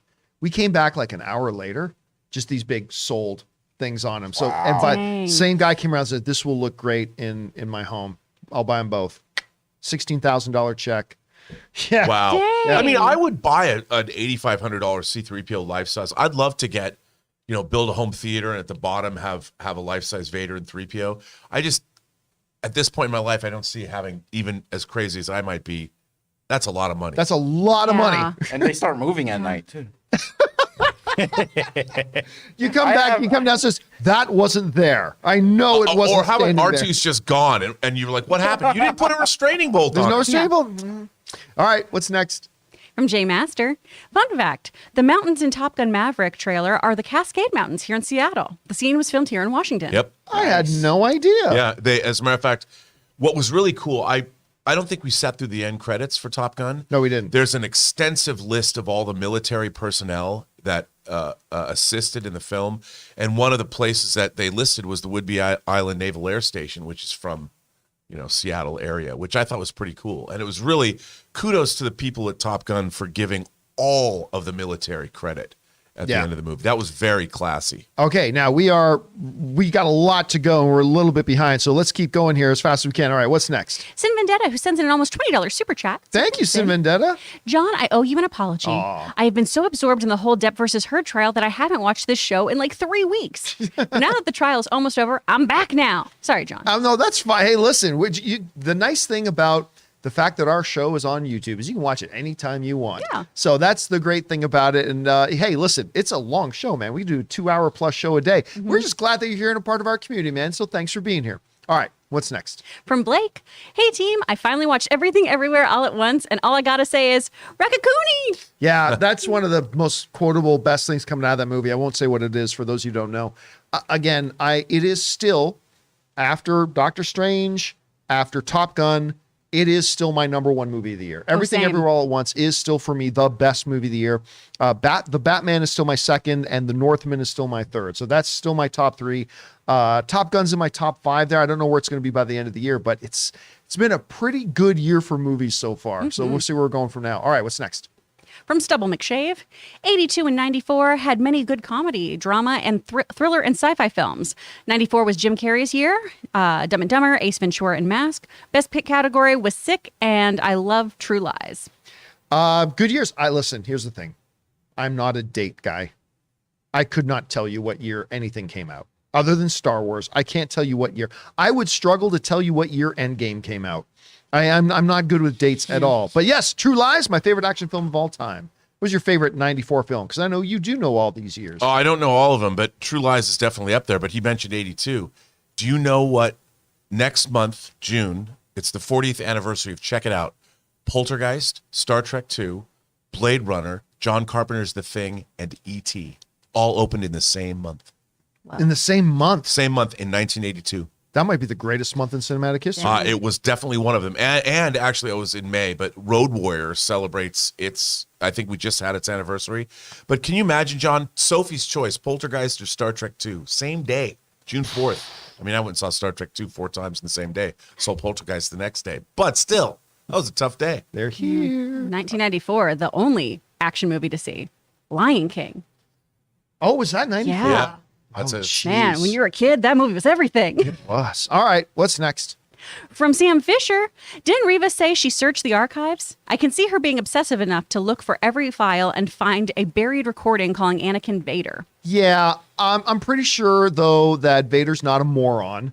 It's like, find out who Vader is? Oh, just Look at his file. go look at the file. I mean, I'm pretty sure that is something they would have taken care of. You head down to Human Resources. You go talk to Gail, and she's going to let you know exactly who he is. Did nobody think to go to the library? Nobody? Okay. Yeah. They're, again, to me, they have some explaining to do when it comes to that little factor. But hey, that we may find that out tomorrow night when the next episode comes out. All right. What's next? From LJ, hope your weekend was great and your mom is doing well. I watched Top Gun this weekend. Loved it. What's the best part of the movie for you? For me, first of all, thank you with the very jets. much. Appreciate that. What's that, Jonathan? The part with the jets. Yeah, the part with the jets. The jet part was the best part. The best part of the movie, without giving away any spoilers, but was the first time the new class has to get up in the air with Maverick. Like that to me was just the best. That whole part. sequence. And you got to remember, see, this new class, they're not a new class. Every one of the pilots in the movie are supposed to have been the graduates, the top of their class graduates of Top Gun. Each one of them were in Top Gun, and each one of them were the best of the best. And now they got to get up in the air with Maverick. And that is my favorite part of the movie. All right, what's next? From Jay Masters, Jay Masters. at Star Wars Celebration, it was officially announced that Star Wars Vision Season 2 is coming in spring 2023 as being global tour with different animation and anime. Yeah, I will say this. I am not a huge fan of Star Wars Visions. It's hit and miss. Like some of the things, like the whole, this is the story of an up-and-coming rock band in space. I Oh, love come it. on. That was I love it so much. stupid I as love F. It's so cute. With Some of the- Jogo as the voice. Come on. And then they had the like the brother and sister one where they're like, I didn't like that one. But then they had a couple I thought were really damn good, like the old Sith guy, the very first one they did with the village and things like Yeah. that. Like some of them were awesome. So I'm actually quite looking forward to the next one. What was your favorite one? Oh man, I do love the Rock Band one a lot. Probably that one that has all the Kurosawa vibes Yep. is really, Yeah, that really, was it's my so favorite. epic. And I like the one too where it's the bunny Jedi. Oh, she's great, and the animation that is beautiful. Yeah, Is that the one with the sisters? Yeah. Okay, you know what? That was a really that good one I was too. like, Yep. I want a show of this right now. Yeah, Put it in that my one could have veins. been an entire series. Yeah. Yeah. So good. All Can't right, wait what's- for Chippendale, Moss Eisley Adventures. Chippendale, Moss Eisley. Those crimes Adventures. would go slipping through the cracks because of all the sand. Oh, that's right. Oh man. All right, what's next? From South Texas Shark. Jedi Survivor 2023. Let go. Huh? I don't know. Survivor, the TV show. Oh, Jedi Survivor 20, I guess. Wait, no. Isn't that the name of? They announced a go. couple things. They announced Jedi Tales of the Jedi, I think, which I have zero interest in. But I think that's the name of another one of the shows. Oh, is it? I think Jedi Survivor was the name. I tune out with some of the animated stuff, I must admit, but whatever. I guess other than Rebels, I've never really liked the Star Wars animated stuff. But Rebels, fair. big exception. I'm quite a fan of Rebels. All right, what's next? From Orange Hand. Was I the Oh, only? it's the Fallen Jedi sequel. Oh. That's the name of that's the title for Fallen Jedi. That, Okay. I'm all then in for that- that. Yeah, I'm all in. Let's I'm all in go. for that. Okay. Yes. Fallen Jedi was my favorite Star Wars video game since The Force Unleashed. It's one of the best Star Wars stories in a while Yeah. too. It's really good. All right, what's next? From Orange Hand. Was I the only one who went to Doctor Strange 2 thinking the Illuminati were a multiversal group made up of heroes from different universes? I think I had an inkling. That's what I had a hope. I did. I think somewhere in one of the trailers it was like they were in one spot. But you know, when the first images came out and you saw the Ultron bots and everything, it was kind of the feeling like this might have been one of those places that sits outside of reality or Yeah. something like that. So no, you know what? I don't think you were the only one to think that. That's probably pretty common. All right, what's next? From from Jerome. Did you like Giancarlo's panel at Star Wars Celebration? I did not see it. I was not there for it. I tell you what, though, I met Giancarlo Esposito and got to talk to him for a few minutes when we were at LA Comic Con. That dude is super hype. He's just like, he's having a ball. He knows he's a rock star right now, and he is loving every second of it. He's a really cool dude. I watched an interview with him at Celebration. I don't know who was interviewing him, and he was talking about about what it's like to have the cape. And how he felt like a kid, and the way he was moving the cape around him, and what I thought it was great. And I watched, I'm like, I love that guy. I watched it just this morning, and I'm just like, He's cool. his hot toy just came out. Oh, really? Ooh. Yes, it did. Are you going to Yes, get it? Yes. Okay. All That was a right, dumb what's question. next? From Jamie Sundays, Top Gun is the most important picture of the year for cinemas. Saw it in 70mm IMAX at City Walk. Saw it 3 times. Everyone loved it. Okay, there's a good argument to be made for that. I would still propose that Spider-Man No Way Home, for the industry, it was probably the most, no, I take that back. Technically, that's a 2021 film. Yep. So, you know what? Yeah, so far, Top Gun is the most important film, not just because it's huge box office, but that big thing Chris and I were talking about.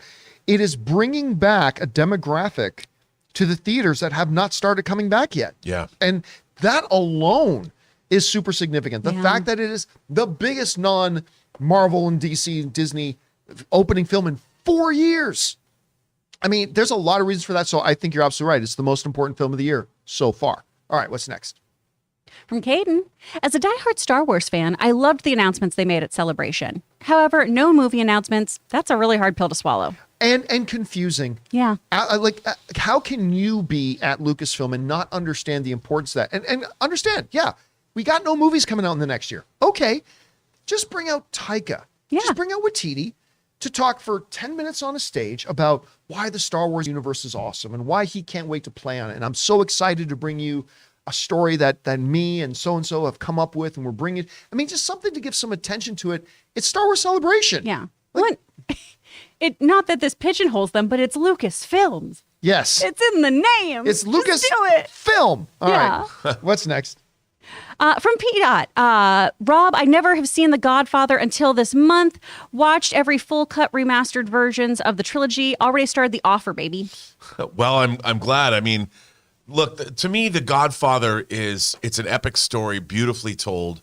And John was just telling me you finished. You're caught up with The Offer. Caught up, yep. Which, while I might have problems with the accuracy of it, it's wildly entertaining. Yeah, I'm loving the show And the so far. acting is so great. And congratulations, because you've delved into one of the great cinematic achievements of all time. All right, what's next? From Ryan, the Stranger Things crew must be so happy with the timing of their Jif product placement, with Hopper gleefully digging into it with his dirty fingers. Okay, so I have not started watching Stranger Things season 4 yet. There was a salmonella recall on Jif peanut butter. Oh, was there? Like Yeah. in real life? Yeah. Oh my God, that's funny. So, I mean, it is great time. All right, what's next? From Orlando. Hey, John and crew. Stranger Things season 4 was amazing. Can't wait for season. Can't wait Part for the 2. season part of the season. Yeah, probably the the second second season. part of part Yeah. 2 of the season. season Yeah, of part course. of the season. They only I Ron released the Burgundy. first half of the new season. I have not started watching it yet. Obviously, my focus was more on Obi-Wan, Yeah. and then we had the weekend hit, Star Wars Celebration. And then I thought about starting to watch it yesterday because Anne was out of the house for a part of the day yesterday.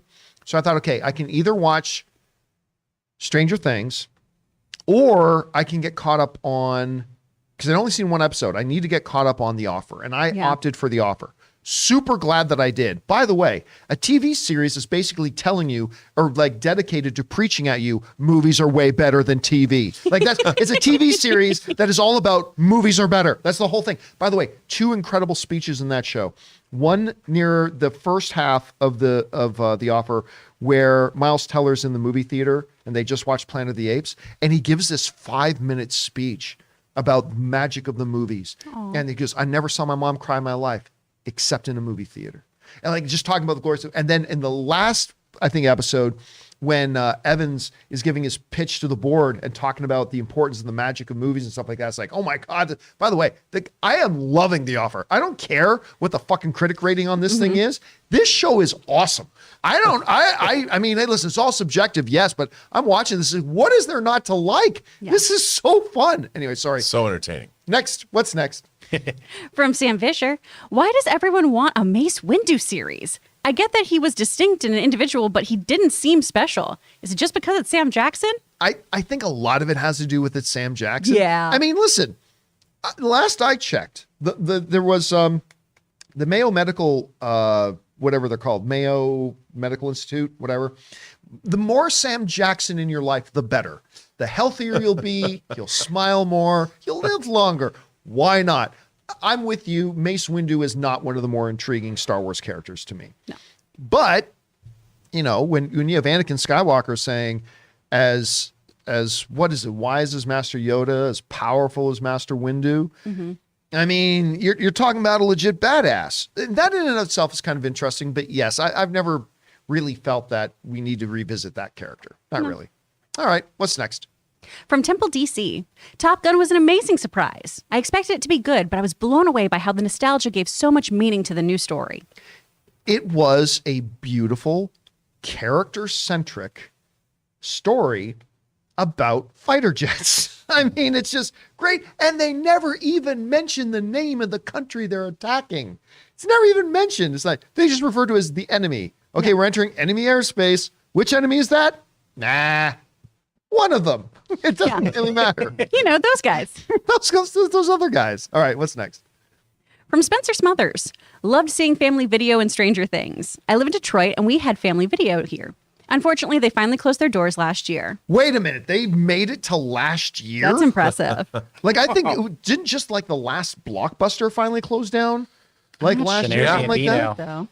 I don't know. Somebody in the live chat will have to tell me this. I don't think there's a Rogers, because in Canada, you guys had Blockbuster. In Canada, we had Rogers Video.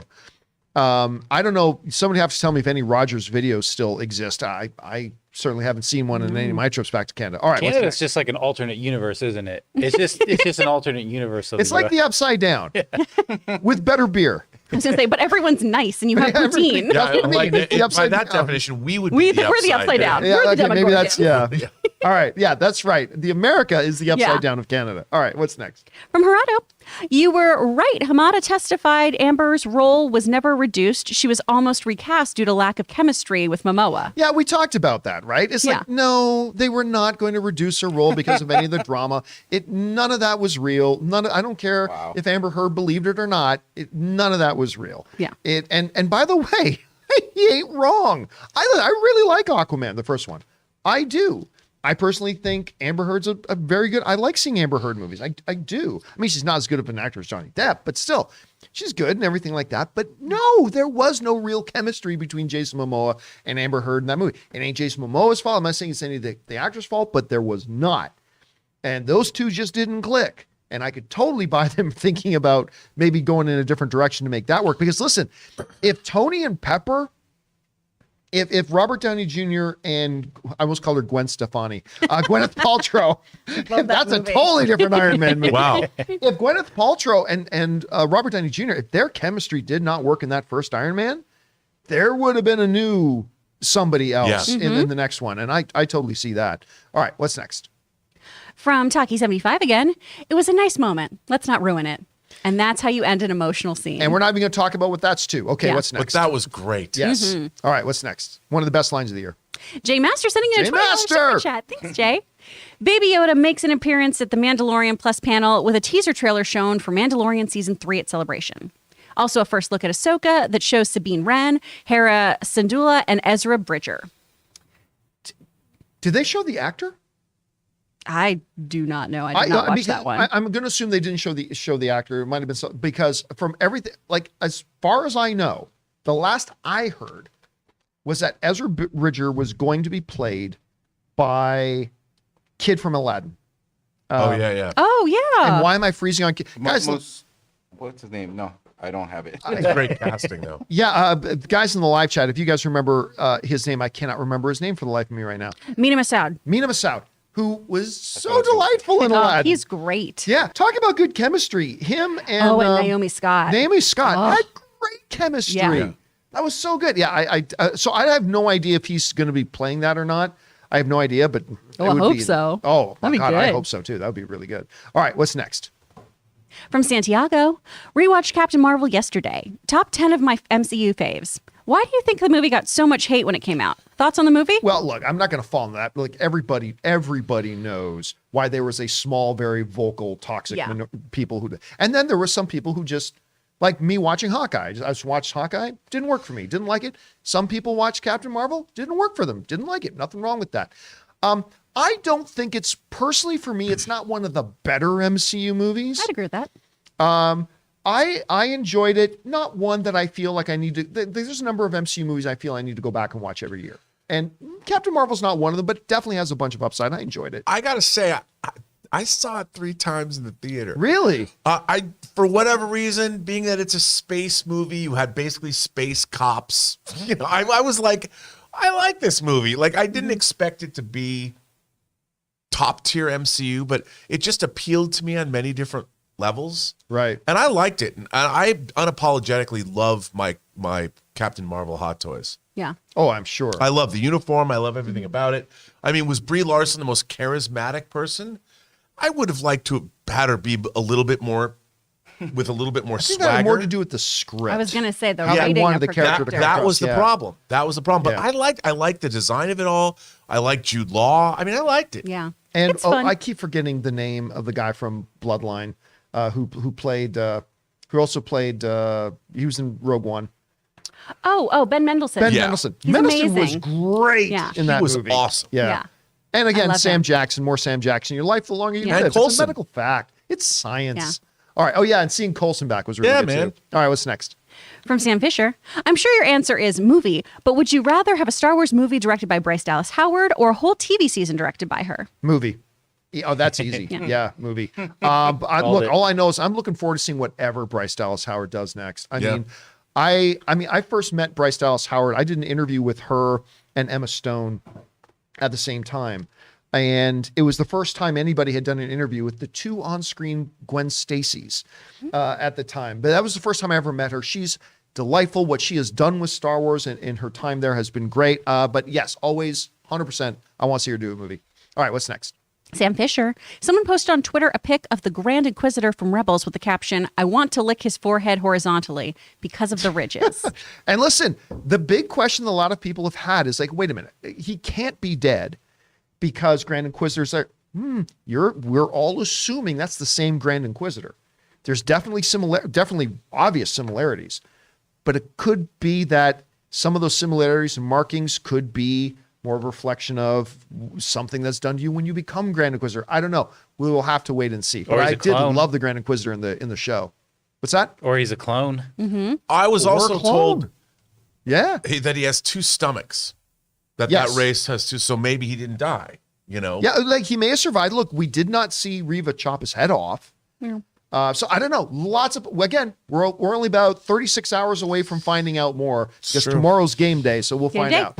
All right, what's next?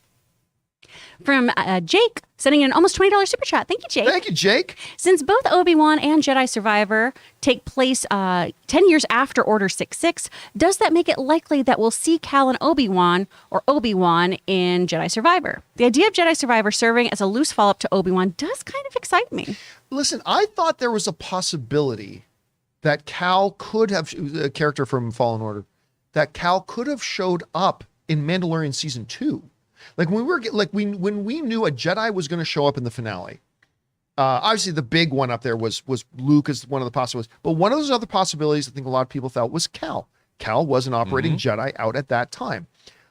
They very well, the Benny Safdie character in episode 1 very easily could have been Cal. Narratively, you could have made that work too. So I will give a solid 20% chance, a solid 1 in 5 chance that we may see Cal in this season of Obi-Wan. I don't know. What do you think? It could happen. I mean, you never know. They're making a concerted effort to sort of pull all of these narrative threads together. So, What do you think? Do you think we see Cal in this thing? I think we will. I think we absolutely will, with the same actor, Cameron, what's his name, Morgan, playing him. Because he's the right age. I mean, Like, well, it's modeled after him. it's modeled after It's like him. Sam Witwer playing Starkiller. It's modeled Exactly. after him. He voices it. Yeah. By the And way, he's a guys, great actor. I decided that's a good question. So for those of you watching live, I've just put that up in the live chat. I put up a poll up in the live chat, simply asking you guys a question. Will Cal show up in Obi-Wan, do you think? Right now, a little over 100 of you have already responded. 55% of you are saying yes. wow. So I don't know. We'll see. Can I ask you guys a totally wacky, unrelated question? Was it just me? Am I wrong about this? But was Flea's hench people in the second episode, were they the same race as Prince Shizor from Shadows of the Empire? One of the green guys. You know what? thing in the- I can barely remember them. All I can say is when watching it, that didn't stand out to me. So my guess is no, I but mostly just got excited about Flea. I May- was like, yeah. Maybe I'm wrong. I mean, I don't know. It just, but for something, it struck me. I forgot to ask anybody. I haven't asked anyone. I'll I have to could be wrong. rewatch and bring it up. Yeah. That's All right. Wait a interesting. second. Is that Flea? Is that really Flea? Yeah. yeah, that's Flea. Yeah, I dude. knew he looked familiar. I just didn't bother looking at it. I love when Flea shows up and Sometimes stuff. he feels like Great. All right, what's next? From Temple, DC. Yet the main story was very compelling on its own. What Tom Cruise was able to achieve with this movie. Oh, I feel like this was part of another. That's show probably- But stuff. they didn't number it. Yeah. They didn't number it. Gotta number, yeah, guys. absolutely. There's legitimate. There were people crying in the theaters, excited, and big applause at the end. They captured a lot in this movie. That's why I say it is in every way. I thought the Kelly McGinnis love story in the first Top Gun was a little bit better, but other than that, in every way, this movie is superior to the original film, I think. At any rate. All right, Kate, what's next? From Sam Fisher. I know with Star Wars Celebration, you might not have had time, but did you watch the Letterkenny spinoff Shoresy? It was fantastic. You would love it. No, I didn't. But again, my one of my really, really good friends who used to do some stuff with me on the movie blog, whatever, his name's Rodney. He literally just bought a new house in Sudbury, Canada. That's 5 minutes up the road from the arena that they're shooting Shoresy in. That's so I'm awesome. going to have to get out there and I'm going to have to catch up on that at some point. All right, what's next? From Dr. J. Hi, team. David Zaslav has stared down the CW, the Wonder Twins, J.K. Rowling critics, J.J. Abrams, and even Clint Eastwood. He doesn't want to overspend, but do you think there will be any new projects announced this year? There will definitely be new projects announced this year. But look, what the big thing on David Zaslav, the number one thing he has to do is to get this place in shape. right? He needs to start patching holes in the leaky ship and then rebuilding it, right? But you're not going to see a lot happen constructively in the movie division until he appoints his czar. Because remember, he is going to do what Bob Iger did. Bob Iger couldn't run the movie division of Disney, so he went out and got Alan Horn. That's what Bob Iger did. And Alan Horn led Disney into the greatest success the greatest 12, 14 years of success that any studio in history has ever had under Alan Horn. It is not rocket science to figure out why David Zaslav's first phone call was to Alan Horn. But again, he hasn't necessarily appointed Horn as his new czar. He's going to have to appoint a movie czar first. And once he does, that's when you'll see construction. I expect to see more hatchet swinging, though, in the immediate future. Yeah. Yeah. All right. What's next? From King Roman, is a Star Wars movie off the table for December 2023? Is 18 months enough time to make a good Star Wars movie from where they are now?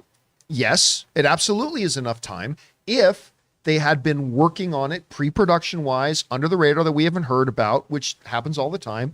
And if everything is ready to go and they can start shooting 3-4 months from now, and they've already been working on pre-production and previs and all that kind of stuff, yeah, December 2023 is on the table. I don't think that's happening, though. No. I don't know, Rob. What do you think about that? No, because like you said, the development process of these films, it takes a long time, and it's a year in post, and they haven't even started pre-production yet. And you're looking at That we know of. I mean, they may that's have, true. right? That's true, but you're right. But I mean, you're looking at 16 weeks of pre-pro after it's been already previs when they start building sets. And although I will say this, what they haven't had before is an infrastructure and props. I mean, they were shooting Andor in England.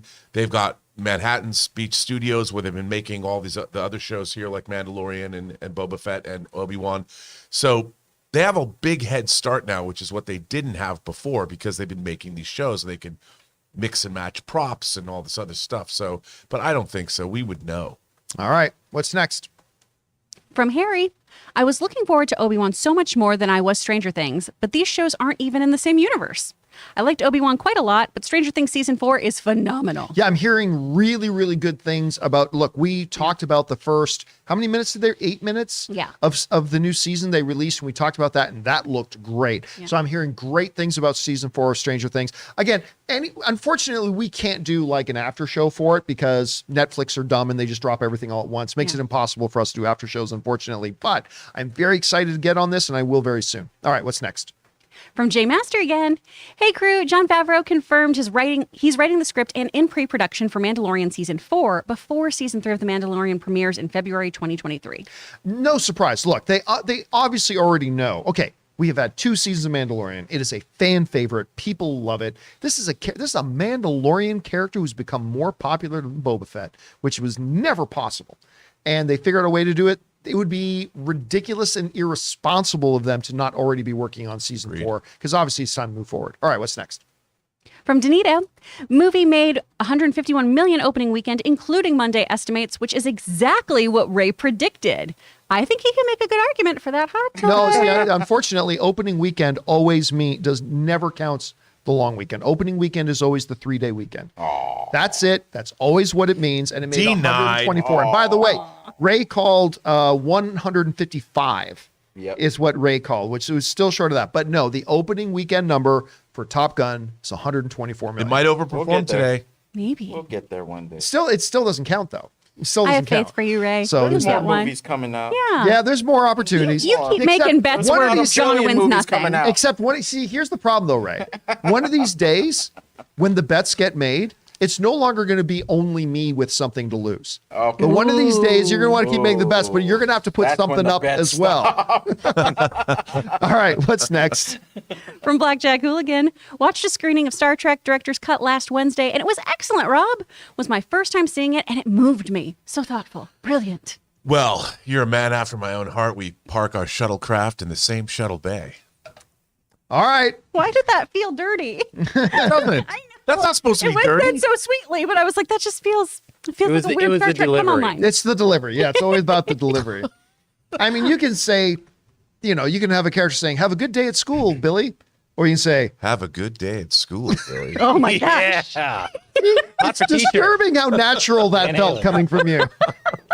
It was amazing. That's just not right. Okay, what's next? From Ultimate Angel 1256. Hey, John and crew. I just wanted to say hi and thanks for making my day every day. Oh, Much thank love. you, Ultimate Angels. Very Always nice. awesome when somebody wants to write and just say something encouraging. Appreciate that, man. Yeah. All right, what's next? From Raphael, sending in a $20 super chat. Thank you, Raphael.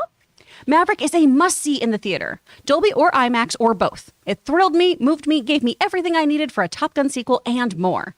No way I'll see it in 4DX. Those jumping seats will make me barf. Oh, they're the best. Yeah, but first of all, thank you for supporting our channel at that level and tipping that much. Thank you so much. I'll tell you what, seeing it in the Prime that's got the subwoofer bass rumbles in the thing, man, when they're in the jets and they like hit the afterburns and you feel the whole, I gotta admit, like I've never been to a 4DX theater. So Me I've neither. got to try that sometime. love them. But even just the little bass rumble in the seats really added to the experience. I gotta say I liked it. I've never liked it as much as I did there. I just don't really pay attention to it in most movies. Right. But in Top Gun, it actually, You can't not. Yeah. You feel it in your soul. you feel it in Oh, your man, soul. it's All right, intense. what's next? From Matuni. Loved most of Kenobi 1 and 2. Oh, and a $20 super chat. Another so 20. Thank you, Matuni. The parallels of Leia and Luke to their parents was very much a Lucas-style theme. Her having a friend getting dressed and him pretending to be a pod racer. Well, actually, you know what? I didn't even think about it on that level. And you're absolutely right. It did. Listen, I still think maybe, other than Ewan's incredible performance, I still think my favorite part of the show is that little girl. And She's incredible. And if you had told me that before watching and say, hey, listen, Leia's going to be a feature character in here. Little girl Leia's going to have a little girl running around with Obi-Wan. I would have been, oh God, this is going to be bad. I actually thought she was, other than Ewan, I think she's the strongest thing about the series. Mm-hmm. But you know what? I gotta say, it does bother me canonically now. Years ago, you served my father in the Clone I Wars. talked about this too with Logan, where I I was mean, like, it's like, hey, remember when you rescued me from those kidnappers? is it just So you because have he to bring keeps it, saying but that's not, but no, wait a second, Ben? I gotta say, hold on a second. Nothing that's said there breaks canon. Not mentioning something is not the same as breaking canon. Yeah, but when she says, General Kenobi, years ago you served my father in the Clone Yeah. Wars. Like, hey, Remember when you saved me from kidnappers, bro? It's got to be short message, short and sweet. I'm That just was wondering if perfectly she's fine. never going to know him as Kenobi, if she's only going to know him as Ben. maybe. That's the only thing that I can like reason Well, I'm with sure right Dad now. will let her know at some point. By the way, he was the guy that got you. But Yeah. all right, we'll see. What's Bugging next? me.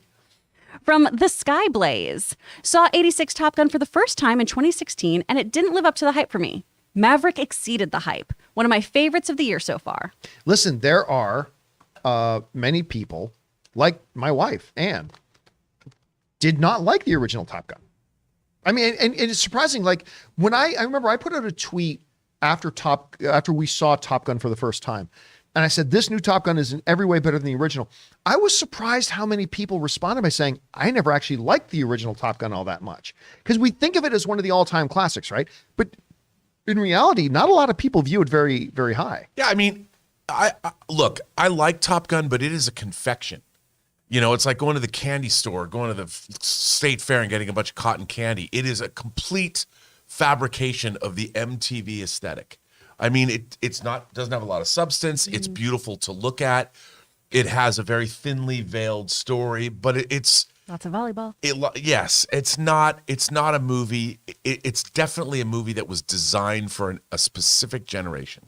All right. By the way, Alan Ling, one of our director level members of the channel, who's now been a member for 3 months, just wrote in and said, hey, John and crew, I missed your show today because, well, you're here now, though, because I was seeing Top Gun Maverick in IMAX. I will rewatch the show later on, but I managed to tune in now. Movie was great. Can't wait for the Steelbook. Well, thanks for sharing your thoughts on that. And thank you for being one of our members, man. I appreciate that. Aw. Okay. And getting physical media. Man And after Rob's physical heart. media. All right. What's Absolutely. Aw. From Temple DC. Oh, from Dr. Bright. Minions from Despicable Me versus Ewoks. Who wins? next? The Ewoks The always win. Ewoks They'll win. eat, they'll eat They them. will eat Yeah. them. They will kill They'll them. be the banana. They will kill them slowly and painfully and then eat them. They're pretty unforgiving. All right, Mm-hmm. what's next? From Temple DC.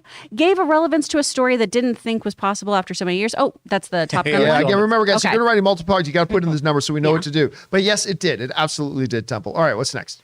From Raymond. I wish there were more songs in the soundtrack. I don't. I think that would have been, okay, time for unnecessary montage.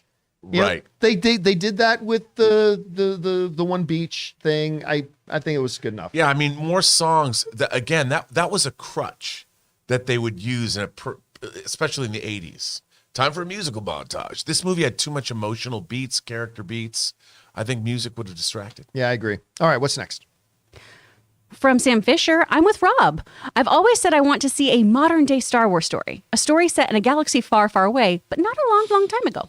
Or less of a long time ago.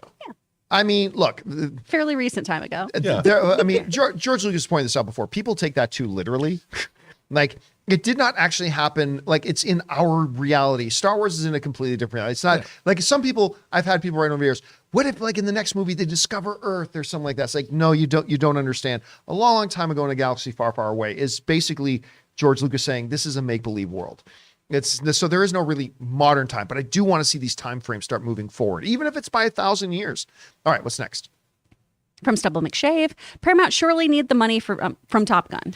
They've been having a good year. Yeah. Yep. Yeah, this is actually, the funny thing is coming out of the pandemic, this is one of the best years they've had in like a decade. So they're having a good time over there right now. And they're also making aggressive deals with physical media. They just made a deal with Kino Lorber, so they're actively exploiting their back catalog, which a lot of the studios aren't doing. All right, what's next? From Omar OVO, as a casual Star Wars fan who has only seen the OG trilogy, Episode 3 and Mando, I've got to say I'm loving Obi-Wan. Hopefully the show keeps staying great. Also hope y'all are doing good. Again, listen, I need to see Episode 3 feel more like Episode 1 than Episode 2. I don't get me wrong, I liked Episode 2. I like what they did, but just to me it was a parkour backflip step down from, I thought, the excellence of Episode 1. Episode 1 was utterly fantastic. So I want to see where Episode 3 and 4 go, but very excited to find that out. All right, what's next? From Al Renshaw, if the Fantastic Four movie never came out, then I would say Miles Teller would be a great choice for Reed Richards. We might get Krasinski to reprise the role. I'll tell you what, however that movie ended up and worked out, casting was not the problem. Because Miles Teller, I know that he has his detractors who don't know what the fuck they're talking about, because Miles Teller is a phenomenal actor. Yes, he is. Just ask J.K. Simmons what he thinks about Miles Teller. And he's great as Al Ruddy in the... Oh my God, he's so good in that. He's so good. Now, yeah, again, the fantastic movie he was in did not work out. True. But I don't think Kate Mara, the casting of Kate Mara was the problem. I don't think the casting of Michael B. Jordan was the problem. The casting of Miles Teller was not the problem. This dude's a fabulous actor. And yeah, you're right. If that movie had never happened, but it did, and they came out and announced that Miles Teller was going to be Reed Richards, I go, yeah, that would be. I was happy about it when that was originally happening. I was like, oh, that's great for a young Reed Richards. But we did see Yeah. the last one. Yeah. So yeah, it is what it is. I didn't see it, so actually I'm okay. So you beat your Yeah, Go and for you it. never need to, Jonathan. Yeah, you never need to. All right, what's next? From Wildebeest, sending in a $20 super Thank chat. you, Wildebeest. Top Gun Maverick took my breath away. I was worried the nostalgia would lead into the danger zone, but I don't think it did. Glad to see this doing well in theaters, as it is a true summer blockbuster that has been missed. It really has. And like we were just talking a little bit earlier, man, about the fact that this is probably the most important film of the year right now because of what it is doing and what it's accomplishing. If you guys saw our coverage at CinemaCon when we had just come out of seeing that movie, my one criticism of this movie, and it still is there after I saw it a second time, was that some of its nostalgia moments, they laid on too thick, and we've talked about the scenes. It's like, okay, yes, we get it. He looks like his dad. Okay, we get it. He's got his dad's same mustache. Oh, and he's wearing the same shirt, even though every other pilot there is wearing their uniform. Okay, he's wearing the exact, and he plays piano like his dad. Oh, wait, he's wearing the same sunglasses. Oh, and he's going to play the same song that his dad played 36 years. It's like, okay, we get it. And that's my only complaint about the movie, but it's so overshadowed by the brilliance in it. It's just such a good movie. All right, what's next? From Orlando Orego, I meant second part of my previous chat. I saw Sonic 2 movie a few weeks ago. Great movie. Can't remember what the first part was, Orlando, but yes, Sonic 2 was fun. Sonic 2 was great. And now it's streaming. It is Oh, streaming. yeah, it's out on streaming already. It absolutely is. All right, what's next? From Jerome, everybody catch up with Barry. Oh, I'm still behind. No, see, I love Barry. I and love I have it. not even, look, I got Stranger Things I got to get through. There's one or two other things. I got to get Stranger Things. So no, unfortunately, Barry season 3 is going to have to wait a little bit longer, which is too bad. I love that show. Oh, so far, so good. What All I've right, seen is what's great. next? From Rubber Bulldog, Can we raise that up a little bit, Jonathan? Just can't catch the last line. There we go. Top Gun was amazing. This is definitely a movie you see in theaters. 9 out of 10. Had one issue with the villains. Wish the villains had more character development. Or a country? Or a word A of thing? dialogue. Yeah. Yeah, no, this Top Gun is really more like, what is it? What's the Tom Hanks one again where he's on the island? Castaway? Castaway. This is more like Castaway, where the antagonist is the environment. The bad guys in this movie are really treated more like an environment. Yeah. Almost like nature, man, because some of these movies, they're not man versus man, they're man versus nature. This was played like man versus nature because you never see the enemy. Yeah. You never see the single face of an enemy. You don't hear a single line of dialogue from the enemy. It's just man versus nature in many ways. And if pilots still have the same importance in this modern day with technology. Yeah, which they kind of skipped over quickly at little the bit, beginning of the yeah. movie. I was kind of hoping that'd be a little bit more at the heart of it, but I still, well, we won't go into details. All right, thank you. All right, what's next? From Jamie Sundays, the rewatchability of Top Gun is insane. Basically, the Star Wars Death Star trench run, and I love it. Yeah, I mean, you were talking about Top Gun Maverick. Yeah, this is a very rewatchable movie. Again, when I watched it the second time the other night, every bit of experience that I had with the first viewing of it, and I plan on seeing it 2 or 3 more times in the big screen. All right, what's next? From Alora X, Top Gun is the first movie I've gone to go see 3 times in a while. Nice. It is definitely my favorite movie of the year. I can't wait for an open spoiler discussion. Yeah, here's the thing. There is not going to be an open spoiler discussion about Top Gun Maverick. Only because, and if you've seen the movie, you know what I'm going to say. There's not really a lot to talk about as far as needing an open spoiler discussion. That one time when he banked left, woo! Dude, when Goose came back from the dead, wild. That was crazy. When he had his Force Ghost show up, it was pretty bananas. It was nuts. No, really, while we could talk about Top Gun a bunch, there's really not a lot of spoiler stuff to talk about. And that's why we didn't do an open spoiler discussion of Top Gun. But the movie is fantastic. All right, what's next? Hey, hold on. Did you see the message from Strange Marvel Theories, who's a producer level? Oh, let me double check here. Well, I'll just read it. He says, "Good afternoon, everyone. I'm glad to be here with you all." That's it. It was a 2-month producer level member. Thank you for that, Stranger Marvel Theories. Appreciate that. Okay, and thanks for being a member. Thank you for being one of our producer level members. That's awesome. Thank you. All right, what's next? From Brandon, Stranger Things 4 is fantastic. Please talk about it. I mean, can't talk about what I haven't seen. Yeah. But I will try. I will get on that this week, and then we will discuss it a little bit. But I'm hearing great things about it. I have one episode left, and that's part of how this show works, though, too, guys. Is there's so much media that we're all watching different stuff. So Yeah. I will we're say trying this. to catch up. It's not a spoiler, but I never thought somebody throwing a dice would be suspenseful. Yes. That wasn't in Vegas.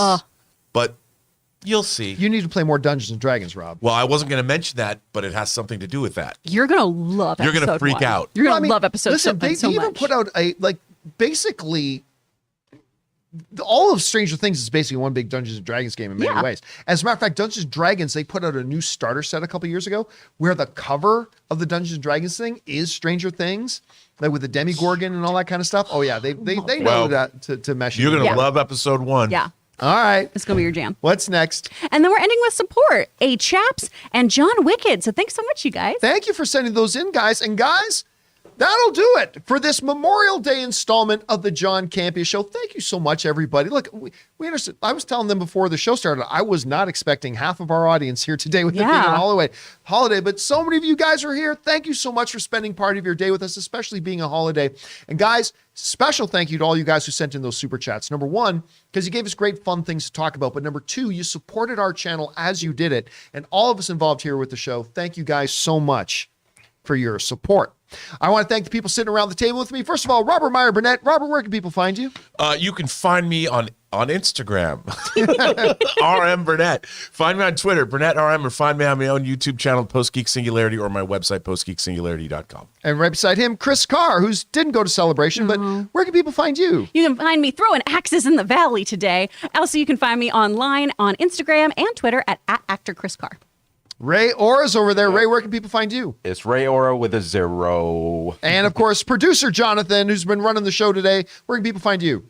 On Twitter, Sonic if you want it. And you guys can simply follow me on Instagram or on Twitter, simply at John Campea. All right, guys, that'll do it for us for now. Please make sure you come back and join us for the show tomorrow. My name's John Campea, and until next time, my friends, bye-bye.